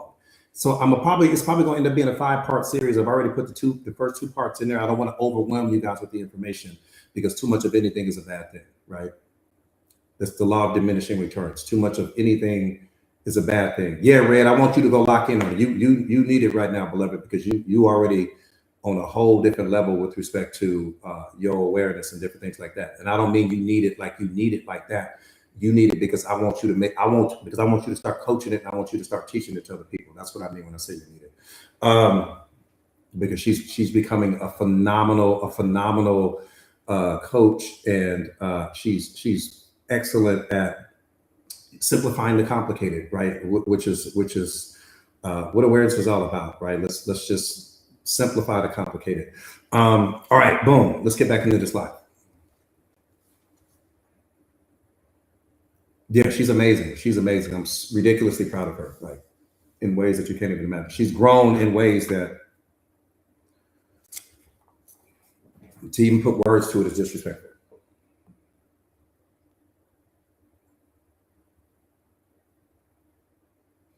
And what's crazy, I didn't even see it coming. I didn't even see it coming. I didn't even see it coming. She just shot out of nowhere like a rocket. You know what I mean? And I liken that to myself because the beautiful thing about your purpose is you won't know what it is until you start getting into self-awareness, until you really start peeling back some of the layers. Your purpose won't, let me say it this way. 2 things are going to unlock your purpose: consistency and discipline and self-awareness, nothing else. You need those 3 things. You need consistency, you need discipline, you need self-awareness. Why is that important? Because your purpose only impresses other people. Your discipline is what impresses God. So he's not going to reveal what your purpose is if you lukewarm. You got 1 foot in the door of who you're trying to become. You got 1 foot in the door of who you used to be. Your mind is split, meaning that you're thinking from the perspective of who you want to become, but you're also thinking from the perspective of who you used to be. You got some good habits piled on top of some bad ones. Why would he unlock your gift that way? Why would he do that? Why would he do that? And so you're going to need consistency, discipline, and you're going to need self-awareness. The combination of those 3 is what's going to, and here's the beautiful thing. You are not going to find your purpose. Your purpose is going to find you. You just going to wake up one day. That's exactly how it happened for me. That's exactly how it happened for a lot of my students. You're going to wake up one day and you just going to know. You went to sleep that night. You didn't know. You woke up the next day and you just knew, right? It was unlocked. You just knew. This was the thing that I was created to do. The sky is not going to split open. There's not going to be unicorns running down the street. There won't be some Macy's Day parade coming down your block. It won't be any of that. You just going to wake up one day. You're going to say, that's what I'm supposed to do. And the beautiful thing about your purpose is, again, your purpose gives you energy. It doesn't take energy away from you. So many of you guys are drained from going to your 9 to 5 because that's the thing that you use to pay the bills, but that's not the thing. And it's putting food on the table, but that's not what your purpose is. So when you might have the money, you might have the house, you might have the success, you might have all of these things going on, but you still feel empty inside. You still don't feel fulfilled. And that's the reason being is because oftentimes we go out chasing things so that we can impress people outside of ourselves, right? We want to live up to society's definition of success, society's definition of what beautiful is, society's definition of what talent is, and all of these things. And oftentimes we end up climbing the mountain only to realize that the mountain we climbed was the wrong one. Some of you guys have climbed the mountain and you've gotten some fruits from the mountain that you climbed, but the mountain that you climbed was actually the mountain that you were not supposed to climb.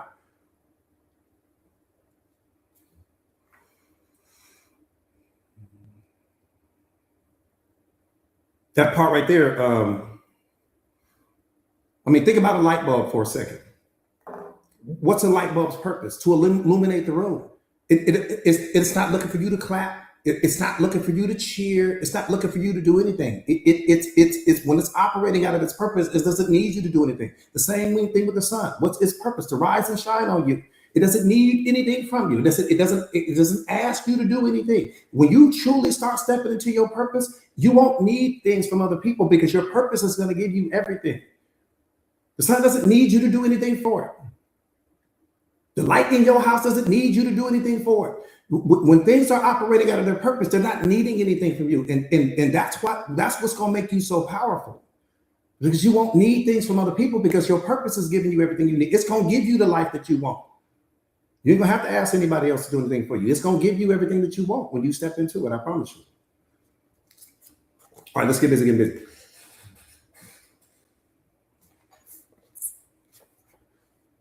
Let's put a bow on this.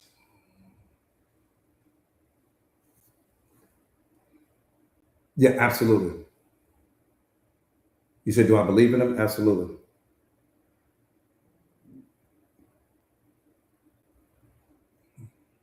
Absolutely. That part right there, Lynetta, that part right there, beloved, you're going to just attract what you need. You're going to attract what you need. You'll understand. You're going to attract what you need.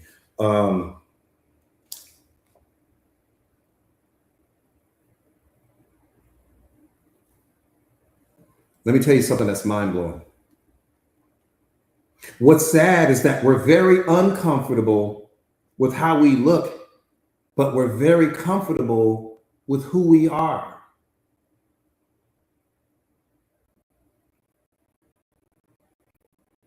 But they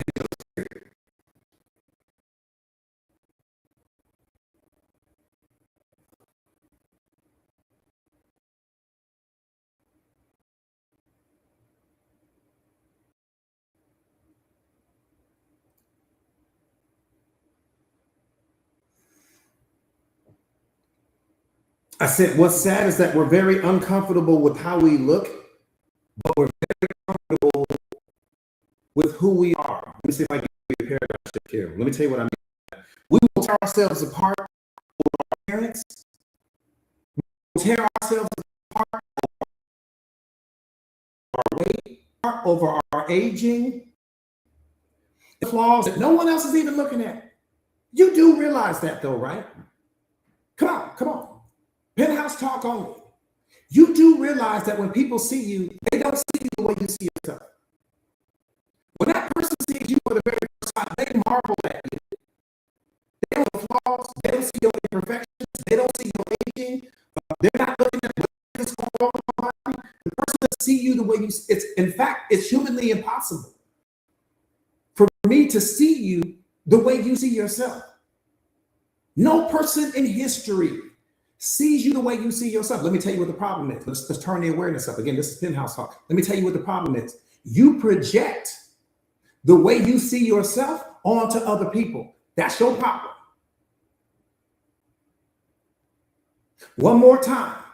You project the way you see yourself onto other people. And then you make the assumption that the way they see you is the way you see you.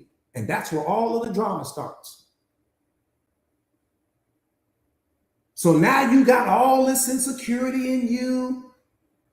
Now you got all this worry in you. Now you got all this fear in you because your mind is telling you that they see the flaws and they see your imperfections and they see that you didn't maybe do your hair the best way and they see whatever it is that's going wrong with them. People ain't looking at you like that. They don't see you like that.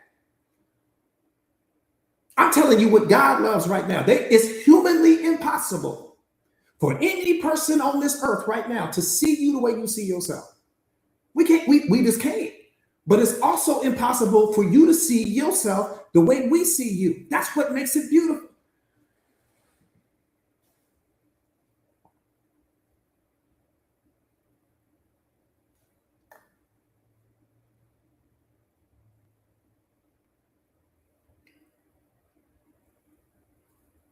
Beloved, please listen to what I'm saying to you.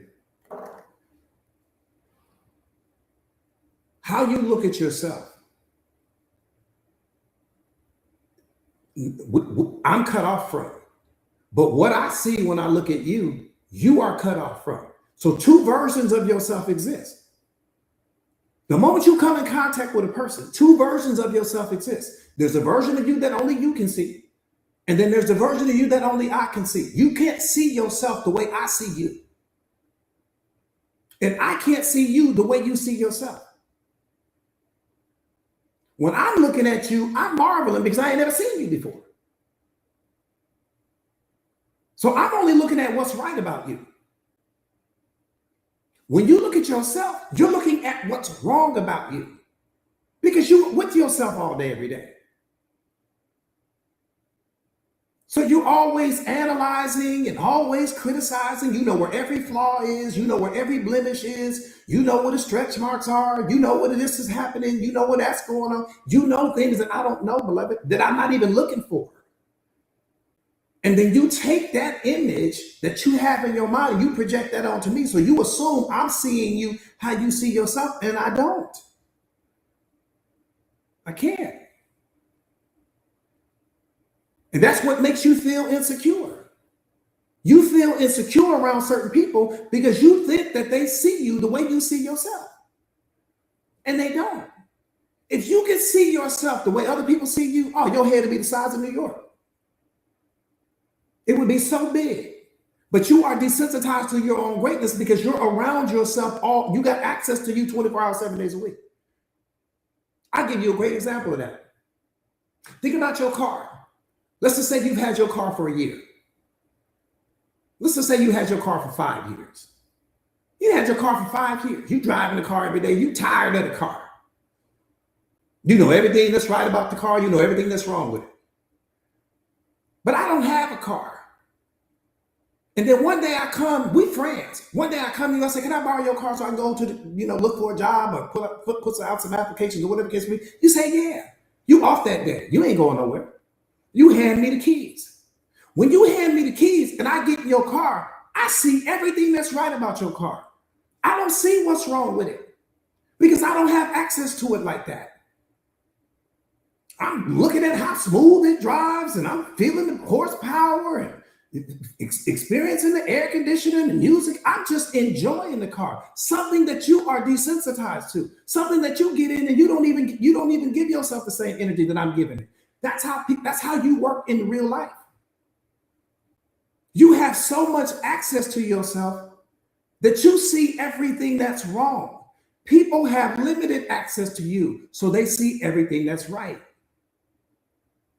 Two different filters. So all that insecurity is a feeling that you give in yourself. All that stress is a feeling that you give yourself because of what you think we see when we see you. I appreciate that, beloved.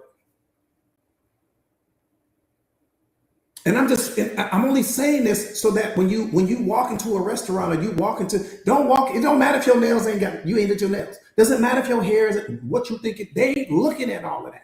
Walk in like you own the place because that's how they looking at you. I appreciate that, beloved. Thank you, cat lover. Does that make sense? You guys understand what I'm saying?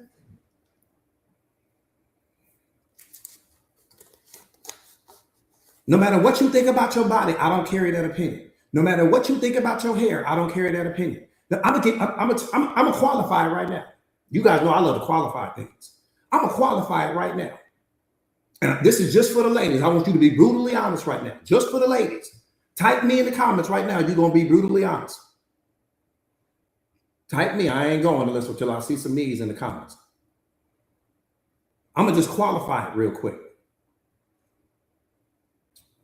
Okay, I'm gonna tell you what happened. I wasn't even there. Let me tell you what happened. There was a time when you needed something from the store. It might have been raining outside, right? It was ugly outside, but you needed something from the store. And so you were at home, you were relaxed, you didn't have no makeup on, your hair wasn't done. You grabbed some sweats, you grabbed a sweatshirt, something to keep yourself warm, right? And you might have threw the hoodie on over, and you went to the store. And you were hoping in that moment that you didn't run into anyone because you weren't ready for all of that. You weren't looking for it to happen. You were hoping in that moment that you didn't run into a single person. And then you went in that store and somebody saw you. And that person came over and they started trying to talk to you and flirt with you and all of these other things like that. And in your mind, you're like, what are you seeing right now? Because in your mind, you thinking, I don't look my best. But that person wasn't seeing you through that filter, beloved. They weren't seeing you the way you were seeing yourself. To that person, you were a 5-star person. No makeup on, hair ain't done, nails ain't done. You know, all of these things. You were just as basic could possibly be. But to that person, they couldn't get you out of their mind. So much so that the person came over and they introduced themselves, and y'all might have exchanged numbers, or maybe you didn't. But the point not to be missed is that, well, what did they see that you didn't see? That's what I'm trying to say. How you saw yourself, they didn't see you that way. That's all I'm saying. Nobody does.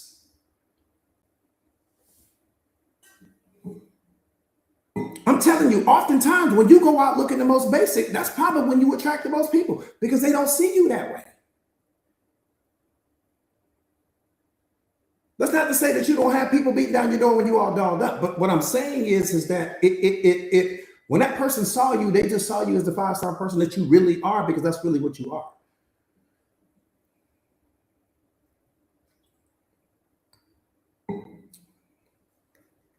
Yeah, Leticia, I'm telling you, you're gonna get because they like, again, people are, if you could really see yourself the way people see you, you would be blown away.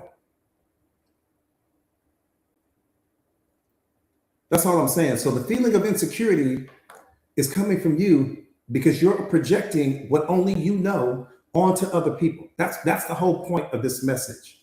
All of that insecurity that you feel when your nails aren't looking the way they need to be looking, and you ain't having the best hair day, and your body isn't where you think it should be. To somebody else, you are their perfect cup of tea. To that person, you are always somebody's perfect cup of tea, exactly as you are right now.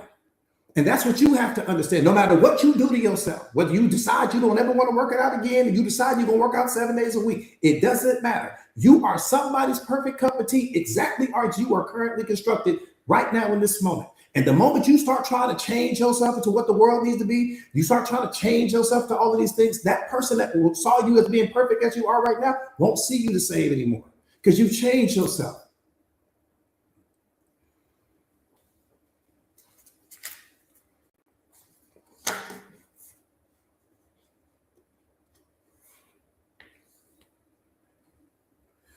What I'm really trying to say is each version of ourselves that we transform into, there's certain people that are attracted to that particular version of you, right? Let's just say you 150 pounds, for example. There's certain people that are attracted to the 150-pound version of you. Then let's say you 180 pounds now. There's certain people, the 150-pound people aren't attracted to the 180-pound version of you. Now you attracted a different type of person. Let's say you get on some diet and you drop down. Now you 140 pounds. There's certain people that's going to be attracted to the 140 pound. The 180-pound people won't be attracted to you anymore. And what I'm trying to get you to understand is that every version of yourself that you transform into, you are attracting new people. Same thing with the self-awareness. When you transform into the self-aware version of you, you're going to attract people that won't be attracted to the version of you that you were before you became self-aware. Because you're carrying a different energy. You have a different aura. You move in different through the world. That's what I'm trying to get you to understand. So you're always perfect exactly like you are, no matter what version of yourself you are in this moment. It's just a story that you're telling yourself in your mind that you're not, that's hurting you, not reality.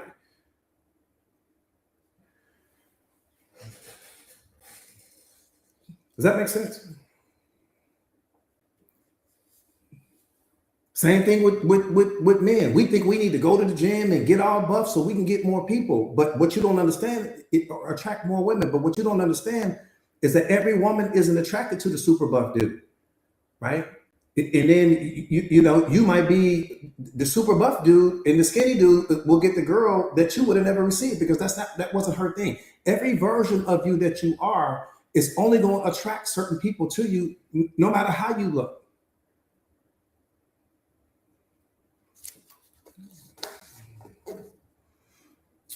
All right, boom. Let me say this real quick.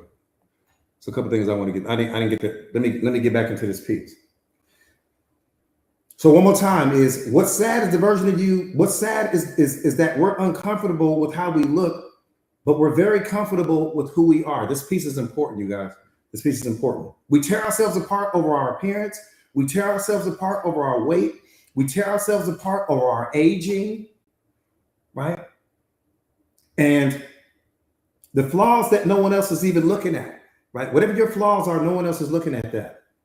But we almost never ask the harder questions. We never ask the harder questions. Am I difficult to deal with? That's what's important. Not how you look. Not how much you transform your body. All of that's external. Am I difficult to deal with? Do I make people feel small when I'm upset? Do I listen, or do I just wait to respond to people? Do people feel safe being honest with me? That's what you should be worried about. Not someone's external perspective about what they think about you, because all of that's going to change. We get desensitized to that.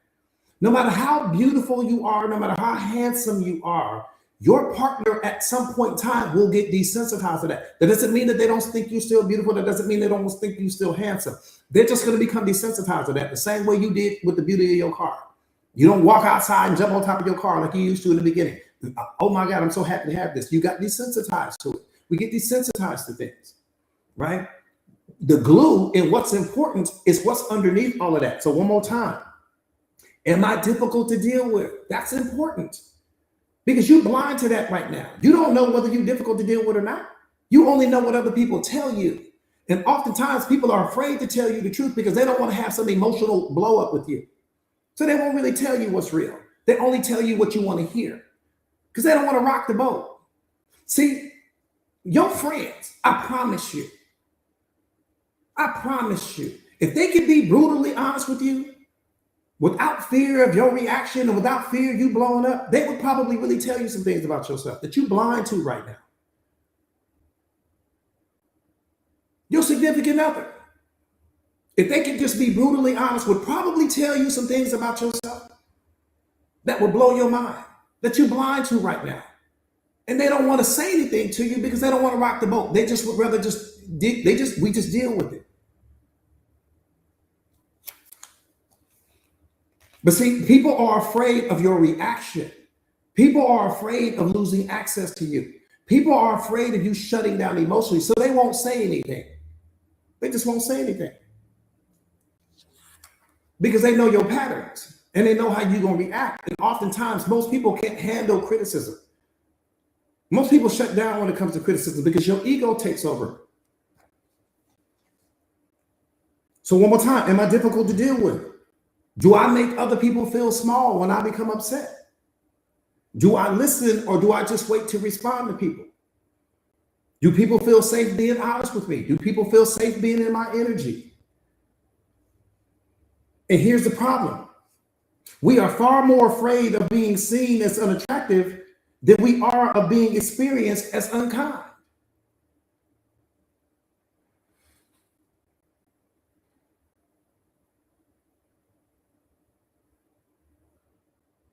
I said we are far more afraid of being seen as unattractive than we are as being seen as unkind. You ain't never asked yourself that question. You ain't never been concerned about whether or not you being seen as unkind or not. When you walk in a room, that is not what you're thinking about. You're thinking about how you look. And you're thinking about how other people think about how you look. We caught up on the look game. But you ain't thinking about whether those people think that you are kind or you a good person or you nice. Or we don't even think on that level. Come on, let's just live in the truth. We don't think on that level. So one time, we are far more afraid of being seen as unattractive than we are as being experienced as unkind, careless, or unfair. The average person isn't walking around thinking about that. We worry endlessly about what the mirror is reflecting and very little about our impact on other people. We so caught up on what is the mirror saying, not what are other people saying. Because those are the things that matter.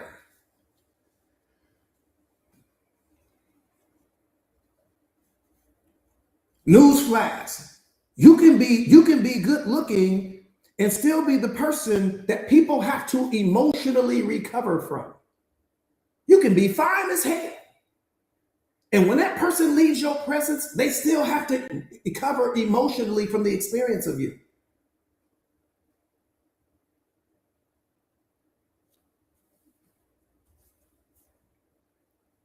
One more time: you can be good looking and still be the person people have to emotionally recover from. You can be attractive and still leave the room heavier than it was before you walked into it. We all know that person, that the moment that that person walked into the room, the whole room got heavy. The whole energy shifted. Yeah, they might be an attractive person. Yeah, they may be talented. They may be good looking, all of that. We give them all of that. We ain't taking none of that away. But damn, as soon as you walked up, as soon as you sat down, the whole energy shifted. We've all met that person if you're not that person yourself. That part right there, Lynette, you hate these. Oh, here comes so-and-so. As soon as they come, as soon as they sit down, they just dominate the conversation, take over the whole conversation, shift the whole. Y'all had a conversation that was going this way. The person sit down, now the conversation is going this way. We've all met that person. If you're not that person yourself, and if you don't know who that person is, you might be the person.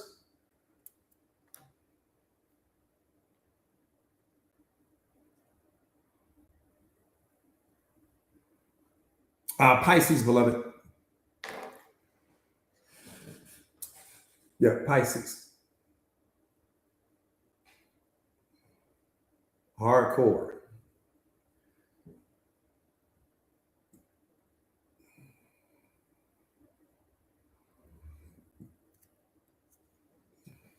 All right.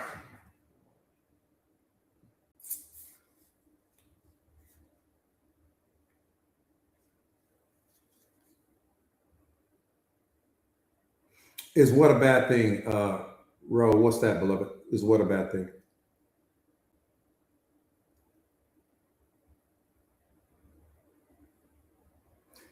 Yeah, Spartan Dre, but I don't celebrate it, so you didn't miss nothing.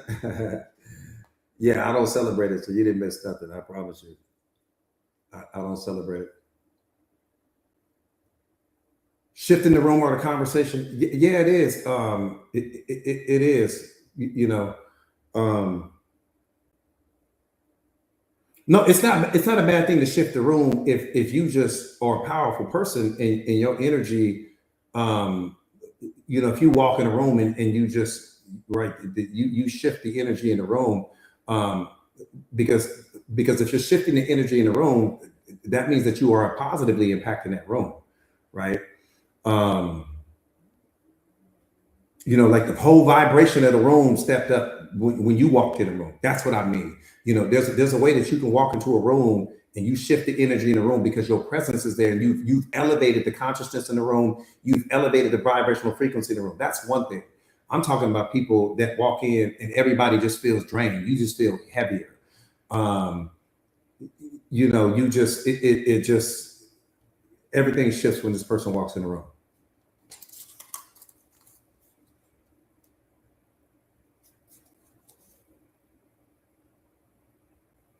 Yeah. Hell yeah. Yeah. You can be strong and be kind at the same time. So absolutely. But you guys know exactly what I'm talking about. Yeah, I stopped. celebrating birthdays. Guys, it was so long ago. It feels like forever ago. Um, but the reason for that was my trip to Thailand, right? I lived in Thailand for 7 years. So living in Thailand, um, what I learned is we age ourselves, right? And we don't understand that. And the moment that I really understood that, I stopped doing that immediately because you don't understand what you are doing to yourself. You age yourself. Um, and so once I started doing that, well, excuse me, once I stopped doing that, um, my energy, everything just shifted. You know, um, everything just shifted because again, your brain only knows what you tell it. That's all it knows. And so for me, my focus every single day is on how I feel. But I'm not sitting and saying, "Oh, I'm getting older," and because your brain is listening. Whatever you telling it, that's what it's doing for you, right? Because you got to understand your RAS. What's your RAS? Your reticular activating system, right? It's a part of your brain that you program to get your brain to notice certain things. Like for example, if you say, "I just want to see red cars today," you tell your brain, "That's all I want to see is red cars today." When you driving through the city, or wherever you might live, you're gonna spot, your brain is gonna show you where all the red cars are parked or driving, right? But what you won't realize is that how many yellow cars did you miss? How many brown cars did you miss? How many pink cars did you miss? Right? There's so many things that you missed because your brain was so focused on that. So when you like, "Oh, I'm getting old," and "Oh, my body's breaking down," and "Oh, I'm this," and "Oh, I'm that." So when I stopped doing the birthday thing, my brain stopped aging me, right? It stopped aging me. And what I've noticed is that everything that I could do when I was 21, 18, whatever, I can still do right now at the highest level because I still do martial arts, but I can still do it right now at the highest level because I stopped aging myself. I stopped aging me. And here's the thing. We don't know how long human beings can live. We don't know. All we know is what somebody told us. There are creatures on this earth right now that live to be 2 and 3 and 500 years old. Right now, Google it. But we listening to people. "Oh, the longest a human being has ever lived was this amount of time." So once your brain say that, it's going to react to that. It's going to respond to that. It's going to obey your command. Your brain is like the genie in the bottle. It's going to only do what you tell it to do. So I'm not telling you don't celebrate birthdays like me. I'm just telling you my whole life shifted. And this was decades ago. My whole life shifted when I stopped doing that. Because I was meeting people that were 50 years old that I promise you looked 21. I'd be like, "How old are you, man?" "Well, I'm 50. 50? You looking 21. No, don't celebrate birthdays. Celebrate life. Celebrate life. Not only that, what I understood was that all of the days of all of the months of the year were all made up by regular men. Google what I'm telling you. Every single month of the year was made up by a regular person.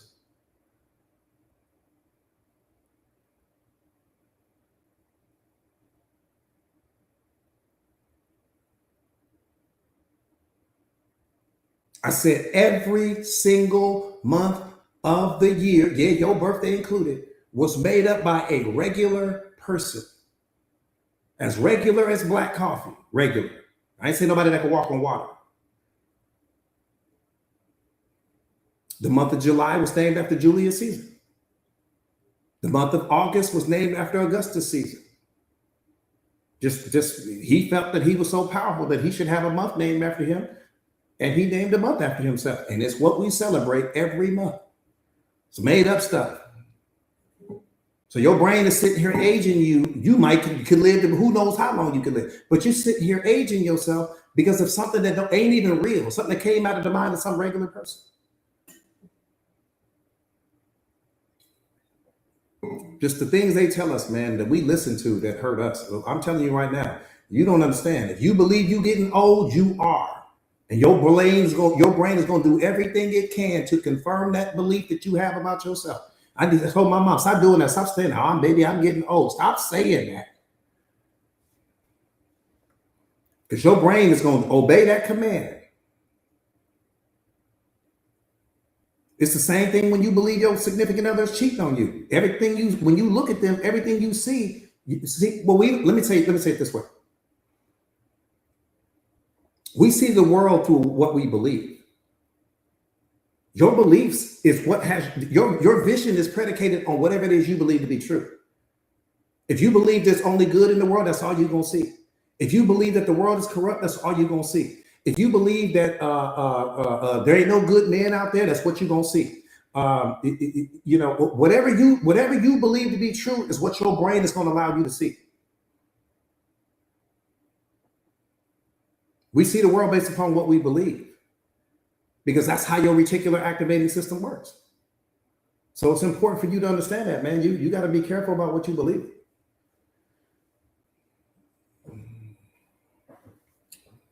Now, you can believe you're getting old if you want to, even though it's something that's made up by a regular person.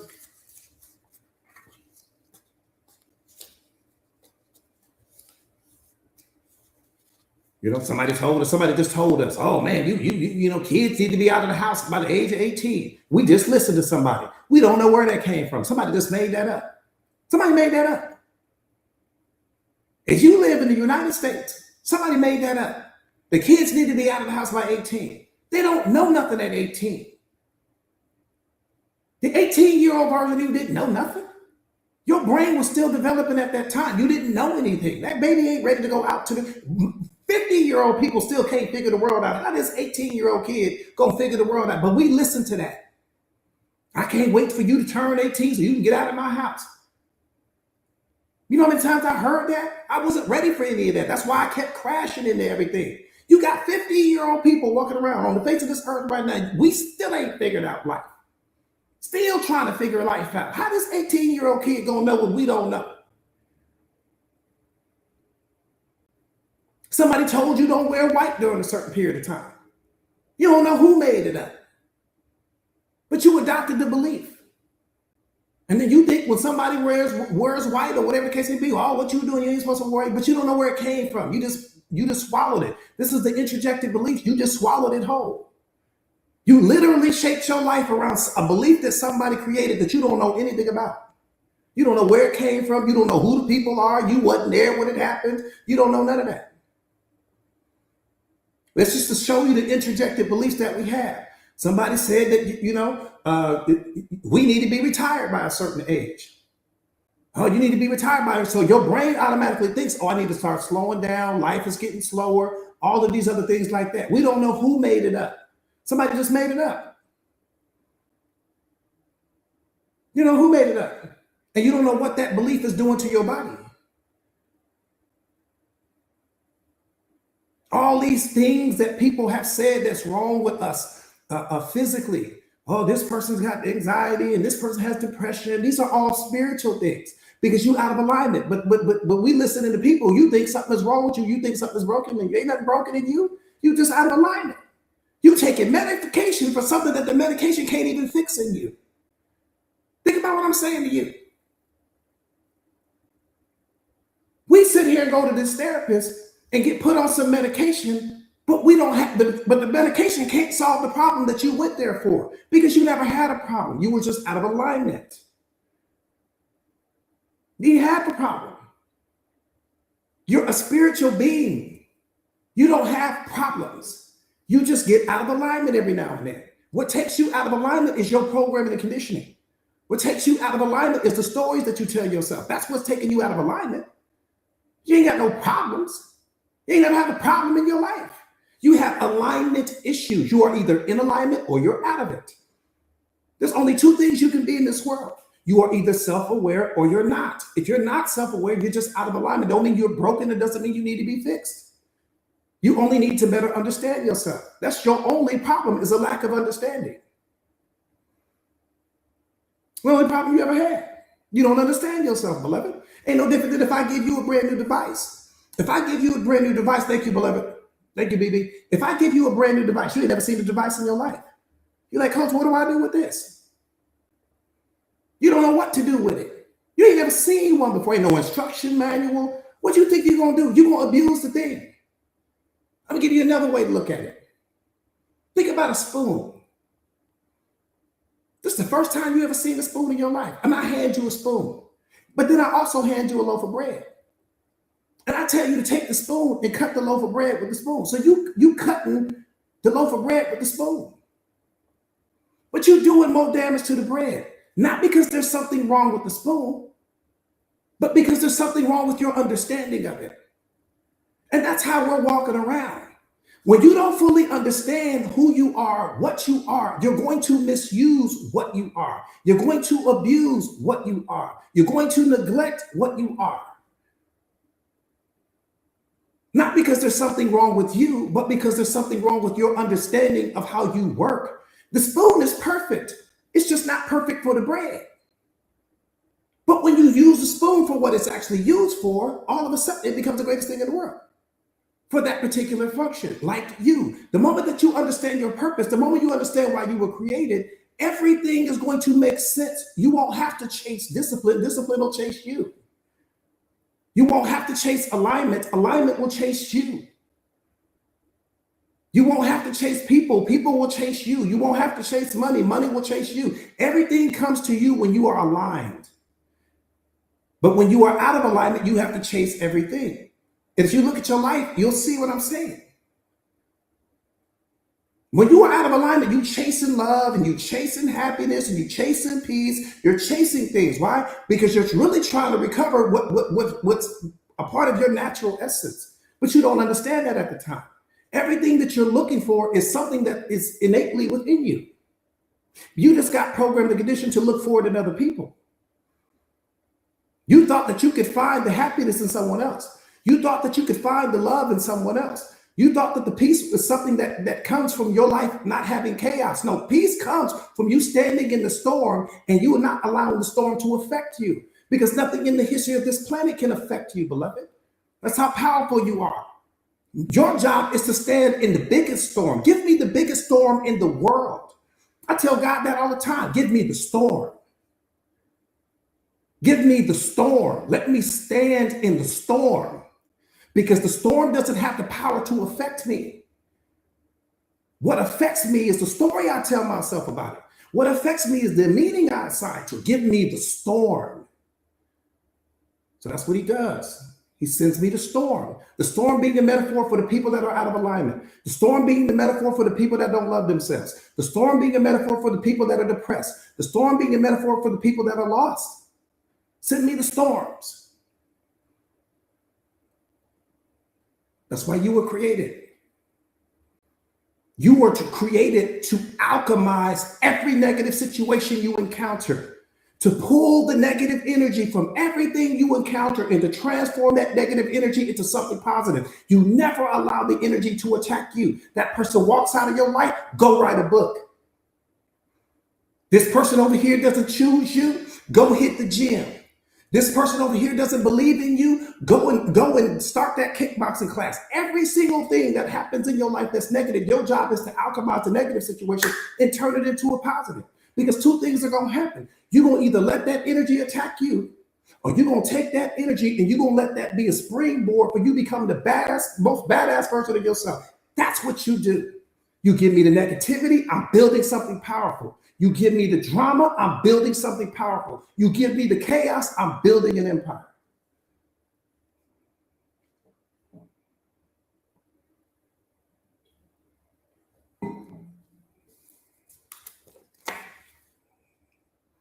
The moment you don't believe in me, I double down on my belief in myself.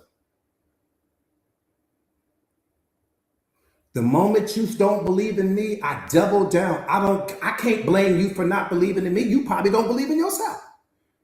So I can't knock you for not believing in me. See, that's the thing. When you become the most powerful version of yourself, you're not outsourcing your feelings and emotions to other people, because other people don't have the power to make you feel anything. What makes you feel is your reaction to people. What makes you feel is the meaning you assign to them. What makes you feel is the story you tell yourself about people. But people don't have the power to make you feel anything. They can't make you happy. They can't make you sad. They can't make you depressed. They can't stress you out. They can't worry you. They can't make you have all this fear in you. All of that comes from the meaning you assign. And when you start walking through the world like that, man, give me the storm. The moment that you walk out of my life, I need to check me.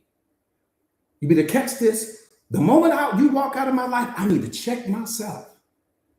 Because right now in that moment, I'm getting ready to find out how much I really love me. That's what God is paying attention to. Let me see how much you really love you. See, because as long as you love yourself, when everything is going the way you need it to go, in the moment that something doesn't go in the way that you needed it to go, you don't really love yourself. What he's paying attention to, so the moment I freeze, instantly I freeze. Let me see how much you love yourself. That person cuts you off in traffic, check how much you love yourself in that moment.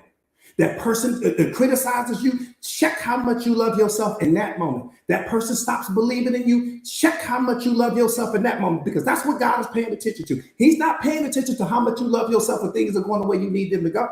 He's paying attention to how much do you love yourself when things aren't going the way you need them to go. When they cut you off in traffic, you better double down on your love. When that person walks out of your life, you better double down on your love. When that person doesn't believe in you, you better double down on the belief you have in yourself instantly.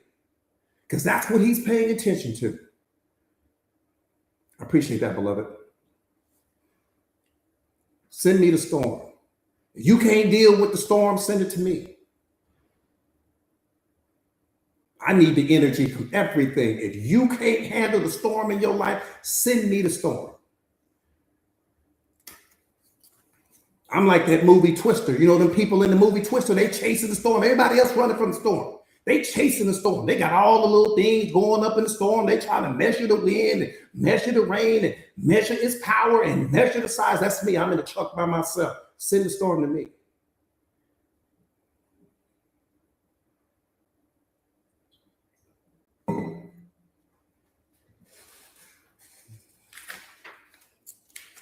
All right. The storm chaser, beloved.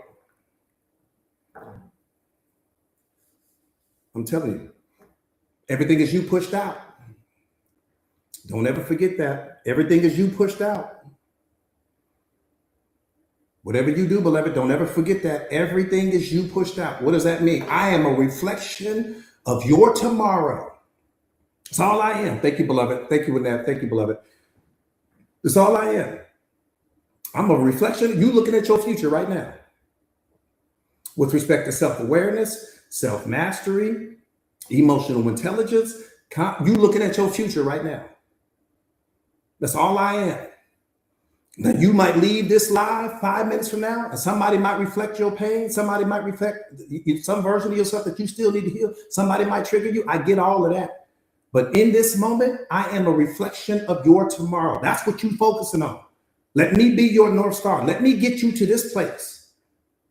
And I'm gonna tell you what's cold. You're gonna be way more powerful than me. Let me tell you why you're gonna be more powerful than me. Because I'm the culmination of everything that I am ever gonna be in this moment. So once I get you here, coupled with everything you already know and all your experiences and everything you've learned and your level of education and your temperament, your level of kindness and all of that, combined with everything you've seen in this moment, I ain't gonna be able to touch you. They can't guard me. I don't give a damn what stadium you set me in. They can't guard me. That's what I want for you. This isn't arrogance. We're talking about alignment here.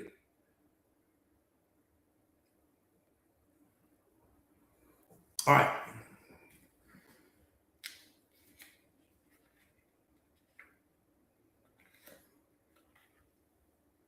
Here's the mindset that I want you to take with you for the rest of the day.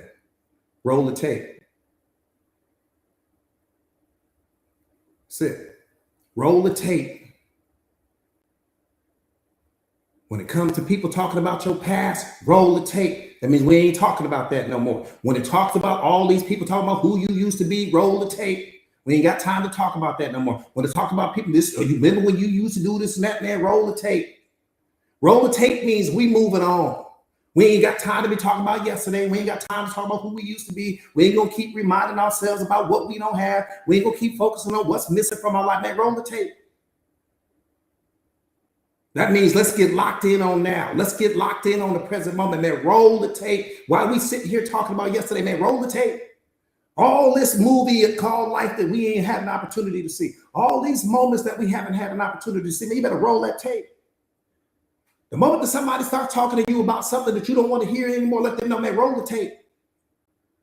Stop talking about to me about who I used to be and start talking to me about the person I'm becoming. Roll the tape. Let me give you this before we get out of here. A lot of people don't know this. A lot of people don't know this. My students know this.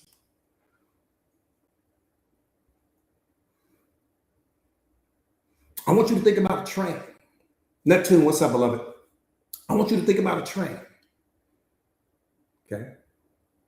Biggest train, longest train you have seen in your life. You walking.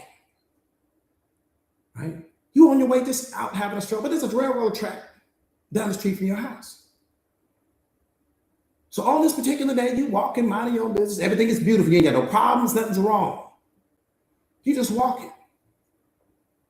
And you get to the railroad crossing and maybe 50 to 100 feet before you get there, that arm comes down.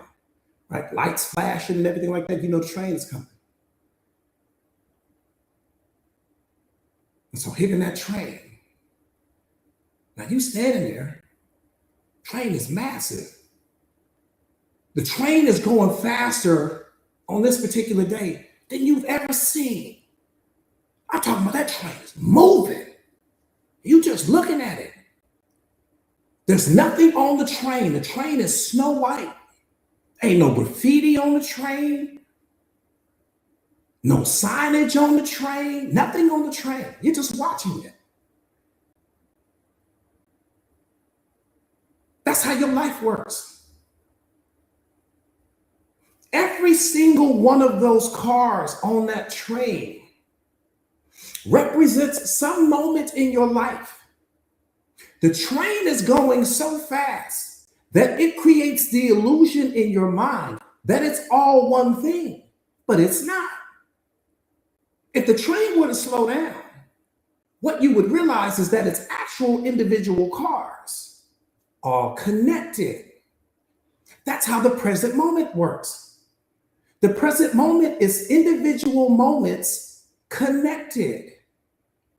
So something happened to you in this particular moment. Something that caused you pain. Something that caused you unhappiness. Something that caused you to suffer. But right as that happened and that experience was over, it took off. It's like that train. It kept moving, but you're still thinking about it. And what you're doing, what's creating the depression, what's creating the unhappiness is that you don't understand, like that real train, you can't get that train to go in reverse. No matter how wealthy you are, no matter how smart you are, the moment that you see whatever part of that train that's in front of you, once it goes past, beloved, it's gone forever. Let me tell you what you're doing. You're looking down the track, which means that you're not in the present moment anymore because you're looking down at that moment where you got hurt. You're looking down at that moment where the divorce happened. You're looking down at that moment where a person may have verbally abused you. You're looking down on that moment where the person may have cheated on you. So what God is saying is that the part of the train that you haven't seen yet is the most important part, not the part that's already passed, not the part that you've already experienced. What's coming is greater than what's gone. But you're looking down at the end of the train, which means that you're not experiencing the part of the train that's in front of you, that being a metaphor for life, and you're not experiencing what's coming, and that's what's hurting you. The depression is letting you know what happened at the front of that train. Let that go. We can't edit it. We can't change it. We can't alter it. We can't get the train conductor to reverse the train so that we can better understand why that happened. We can't do anything but accept it, beloved. Radical acceptance is what you need right now. Because what you're doing is you're not experiencing the pain anymore. You're only experiencing your memory of it. You're experiencing your memory about what happened, and you're projecting that onto the present moment. And that's what's creating the depression, because you're not enjoying life anymore. You're only experiencing your memory of life. So you got all this beautiful train coming, that being a metaphor for life, all this beautiful train left to experience. And you're looking down at an experience that we can't do anything about. You are losing power by the second. And God is saying, listen, what happened at the front of that train is a part of your spiritual contract. That's what you came here to heal. That's why you need self-awareness. Everything that has ever happened to you leading up to this moment is what you came here to heal. It's a part of your purpose. The pain that you heal becomes the medicine you give the world. He knew that you would be strong enough to deal with it, and you are. Look, you're fine. You're not in the river of the situation anymore. You're not drowning in the situation anymore.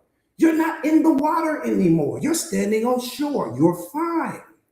What's hurting you is just your memory, beloved, not the experience. The experience is over. But you keep projecting what happened onto present day reality. That's where the depression is coming. The depression is there. It's an indicator. Depression is your ally. It's not your enemy. Depression is there to let you know that you're clinging to something that's out of alignment with the truth. You're clinging to something that's out of alignment with your highest and best self. You're hanging on to a moment that's keeping you out of alignment with the present moment. That's what depression is there to let you know. Depression is anger turned inward.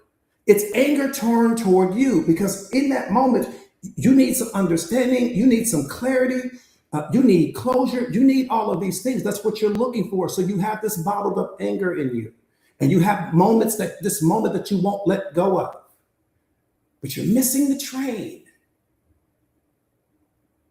You're missing out on life.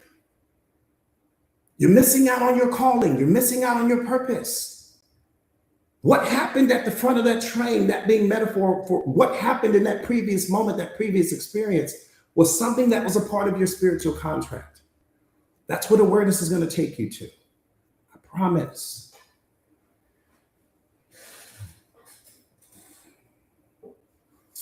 All right.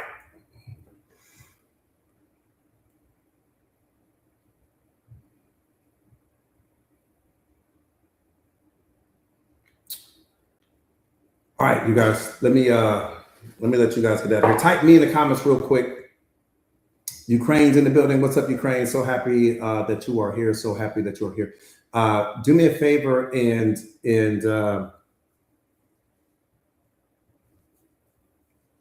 type me in the comments real quick if this is your very first time on the live stream with me. Type me if this is your very first time. Rika, you're welcome, beloved. Absolutely, Myra. Absolutely. Let me see how many first timers. Cosmic G, what's up, Cosmic G? So happy that you are here. Got it. First timers, all first timers. All right, cool. Real quick, my name is Jordan Williams. I am a certified life coach. I specialize in self-awareness and self-mastery. Really those two right there, because that's the grandfather of everything. Right? Self-awareness is spiritual intelligence at the highest level. Self-mastery is self-knowledge at the highest level. And that's where I'm strong, right? It's my purpose in life is to help you find yours. Like I tell my clients all the time, your purpose is for other people. Your passion is for you. The fruit is not for the tree, beloved. It's so important that you understand that. The fruit is not for the tree. The fruit is for every person that comes in contact with the tree. God did not create you to hold on to the fruit and to judge who gets the fruit, to label who gets the fruit, to make assumptions with respect to who deserves the fruit or not. That's what has you out of alignment. The fruit that he gave you, being unconditional love, peace, kindness, happiness, joy, bliss, are all things that you give away.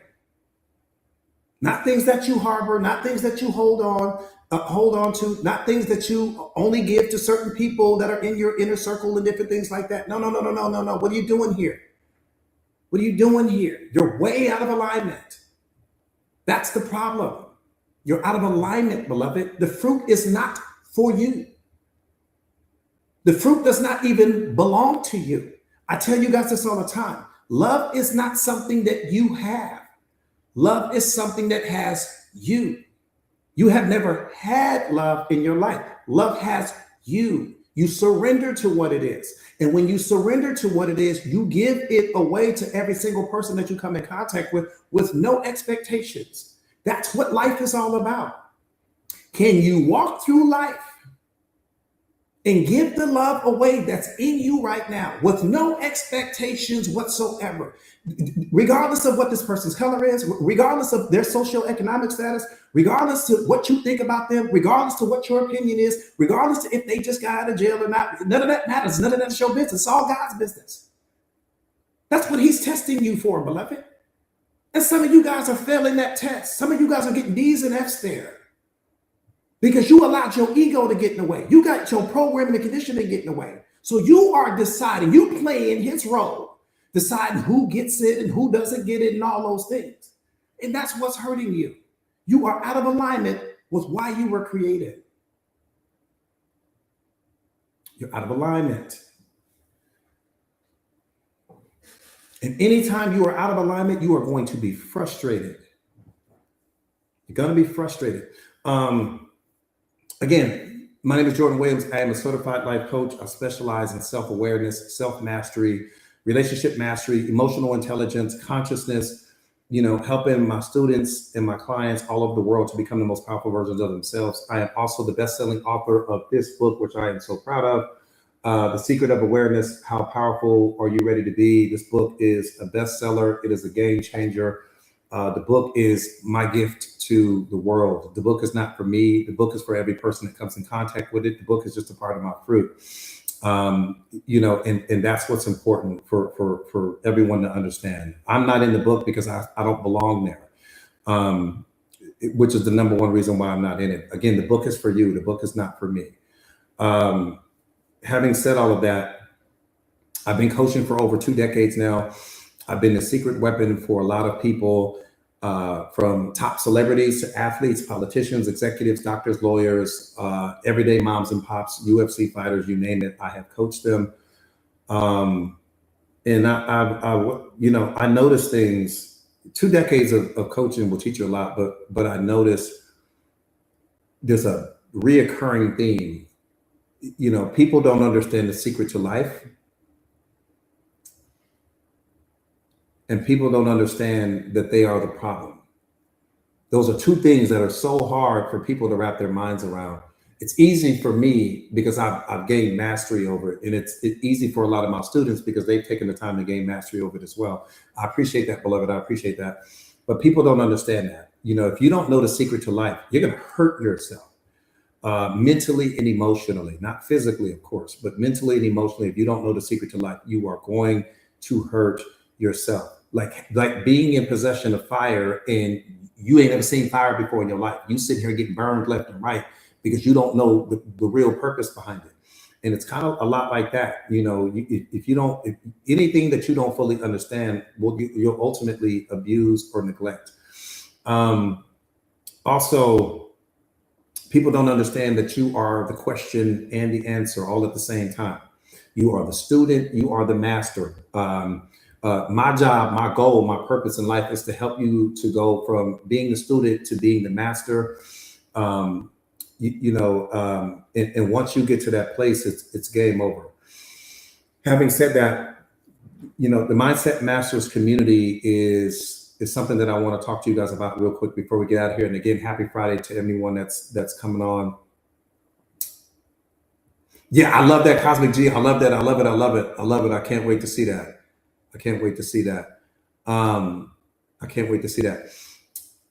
Stuff like that, right? That's what it's all about. Stuff like that is what it's all about. Yeah, happy Friday, Lynn. Happy Friday, beloved. Hopefully you are feeling better. But again, if you're struggling with depression, if you've been going to the therapist and maybe, things aren't going how you'd like them to go, if you're on any type of medications with respect to anxiety or depression or anything like that, If you are going through a bad breakup, if you're going through a bad divorce, if you just maybe are lacking self-confidence, right? You don't have a lot of belief in yourself as of yet. Lynette, thank you, beloved. If you are not dealing with any of that, right, and you're just trying to step into your purpose, the community that I'm getting ready to tell you about is exactly what you need to hear about, because it's the fastest growing community on social media. And it's called the Mindset Masters Collective. And what we teach in the mindset, what's our why? Our why is to bring self-awareness and self-mastery to the modern era. We've created a brand of awareness called motivational awareness. What's motivational awareness? Motivational awareness is where motivation, inspiration, self-awareness, self-mastery, and emotional intelligence all intersect. And what happens is, what we've noticed, right, since we've been doing this, what we've noticed is that the transformations have been mind-blowing, right? They've been mind-blowing. Thank you so much, beloved. The transformations have been mind-blowing with our students, with our clients all over the world, so much so that we wanted to bring it to this platform, TikTok. Since we brought it to this platform, there have been people's lives that have been changing all over the world. A lot of those people are on this live as we speak. Lives changing globally. It's a movement now. It's bigger than anything that we could have ever imagined. Thank you so much, beloved. Bigger than anything we could have ever imagined. So that's kind of where it is now. It's bigger than us. And what we want to do is we want to invite you for an opportunity to not only become the greatest version of yourself, not only to discover your purpose, not only to become a master of self, but to figure out what that next level is for you, right? With respect to where do you want to take all of this once you become the most powerful version of yourself? Where do you want to take this? Because it's life-changing, the experience you're going to have inside of this community. Everything that you are looking for in life lives on the opposite side of the decisions that you're afraid to make, right? That's the realest thing I could ever tell you. Every single thing that you are looking for in life lives on the opposite side of some decision that you are afraid to make right now. Whether that's the decision to leave some job that you've been at that doesn't fulfill you anymore, whether that's the decision to walk away from some toxic relationship that doesn't make you happy anymore, whether that's the decision to, pursue some goal, some dream that you have living on some shelf in the back of your mind. The life you want is on the other side, lives on the other side of the decisions that you haven't made as of yet. You got to make that decision. And that's the beautiful thing about being a part of this community, is that we are each other's force multipliers. We're always pushing and motivating and inspiring each other to be the greatest version of ourselves. And that's really what it's all about. So are you ready to make the decision, right? The Mindset Masters community, we are cheaper than therapy, and we are 10 times more powerful. We're probably 4 or 5 times cheaper than therapy. So much so that we charge $29 a month, no contracts, no obligations for the community. And we priced it that cheap for a reason, because we wanted to make sure that the kid working at McDonald's, the kid working at Starbucks, that they would have an opportunity to be a part of this community. And the same energy that we give our high net worth coaching clients is the same energy that we give to people in our community. And any one of these community members will tell you that if they can't tell you anything else. So this is what you guys are going to do. Type me in the comments if you are ready to sign up. If you are truly ready to sign up and take your life to the next level and take me on as your coach. Don't forget, you get me as your coach now. Okay, Shauna, I see. So this is what you guys are going to want to do. Copy and paste the link. God's girl, if you could put the link up real quick, I would appreciate it. Or if somebody could put it up. Miss Drea, I see you, beloved. I see you. So copy and paste the link that Tara has there, or God's girl has there. I appreciate that, TikToker. So good to see you. So good to see you, beloved. Copy and paste that link and then put that in your browser. And then it's going to take you to the community. It'll take you maybe 2 minutes to get signed up, and then you're ready to go. Elaine, what's up, beloved? So good to see you.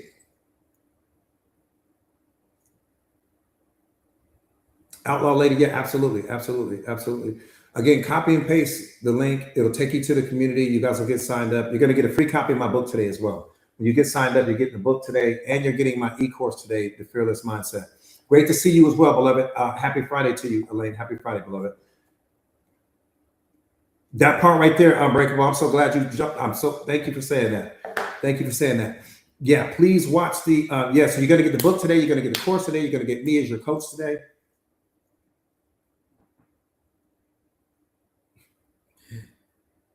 And it's game over with me as your coach. Anthony said, "You still dating that one dude, bro?" Yeah, Anthony, I'm still dating that one dude. Honey, man, I appreciate that. I appreciate that, beloved. The book, how long is the book? I don't know. How long is the book? My students know better than I know. It's like 174 pages.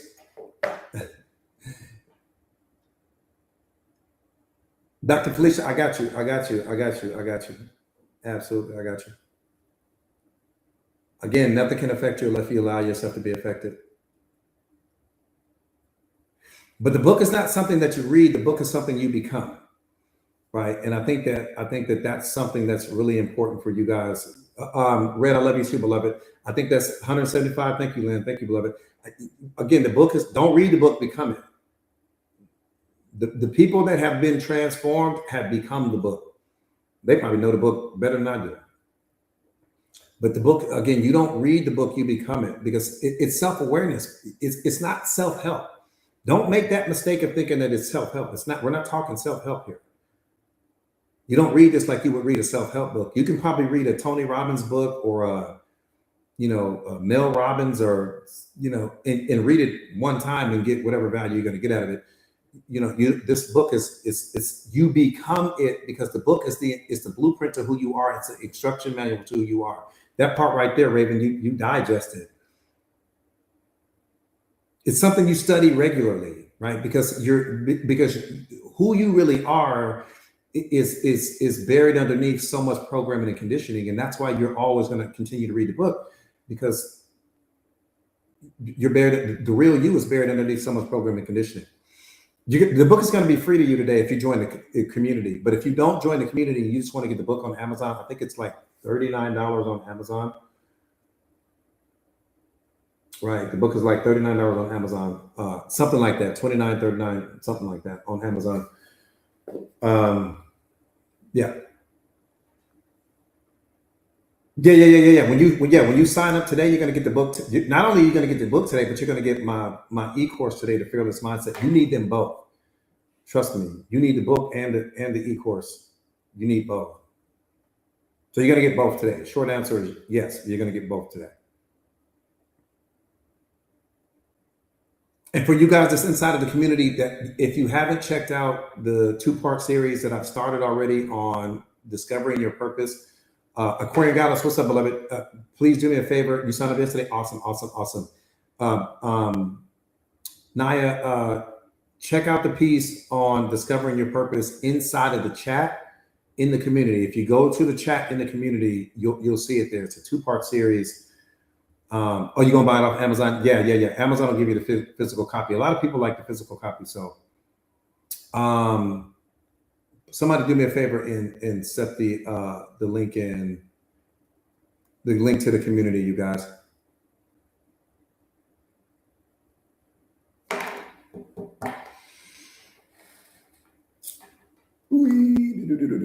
So yeah, there you guys want to go. So copy and paste that link right there, and it'll take you guys to the community, and then you're locked in. Are there any? Yeah, Naya. Yep. The exact same one. Absolutely.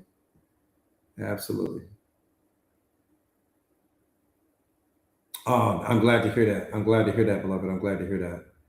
That's what it's all about for me. Rosemary, I see you, beloved. Lee, I see you. I appreciate that.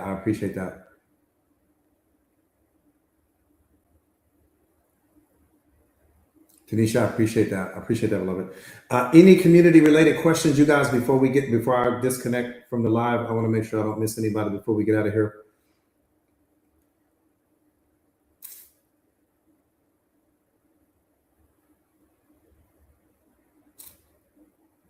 Yeah. Absolutely, absolutely. And again, for everyone that's already a part of the community, make sure you guys check out the two-part series that I've already placed in the community with respect to your purpose, and then also um, I have like probably 3 more parts that I'm going to add, so you guys will be. Chef Lisa, I appreciate that, beloved. Other than that, you guys have a great weekend. JBE, I see you. Have a great weekend. Oh, I love that, Myra. I love that. I love that. You guys have a great weekend. Stay powerful. Stay prayed up, you guys. And I will see you back here Monday, bright and early. Have a great weekend, Silver CEO. What's up, beloved? I can't wait for Self Awareness Sundays. Leticia, grab that piece. Leticia, I want you to grab that piece. I want your feedback on that piece. I want to hear your voice on that piece. I want your perspective on the piece in the community because I like your insight. Roll the tape. Silver CEO, you gotta let them know. Run the play.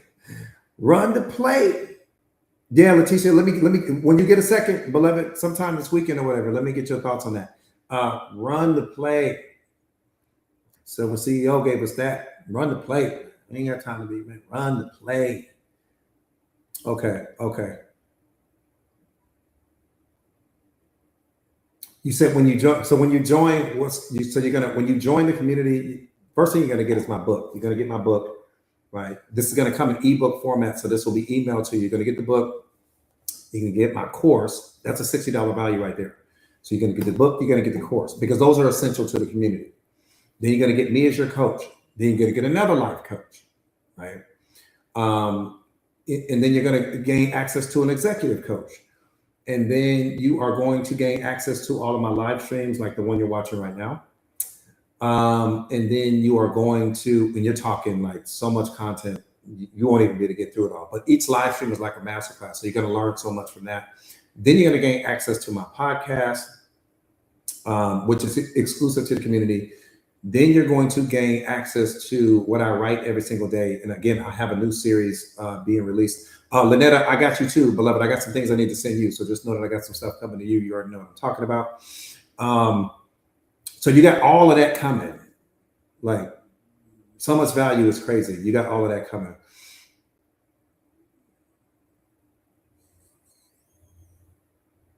You've been watching YouTube? Oh, okay. Awesome. I love it. I see you, Angie. I see you. Yeah, I thank you, Angie. I appreciate that. Other than that, you guys, I think that's it. Have a great weekend. Stay powerful. Stay prayed up. Stay on your self-awareness grind. Cat Lover, I appreciate that, beloved. Thank you for all you do, always coming through for me. And I will see you guys. Have a great weekend. Other than that, I'm gonna jump in the community. I got some things I need to send you guys. I've got some voice messages I need to get back to. I've got some stuff I need to get out to Lynetta. So you guys stay powerful, stay prayed up.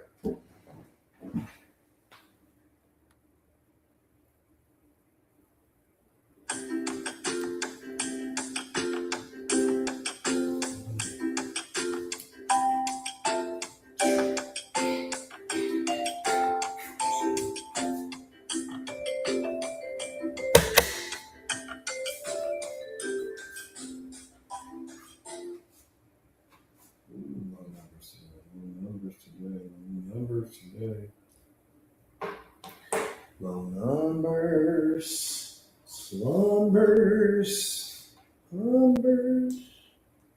to you.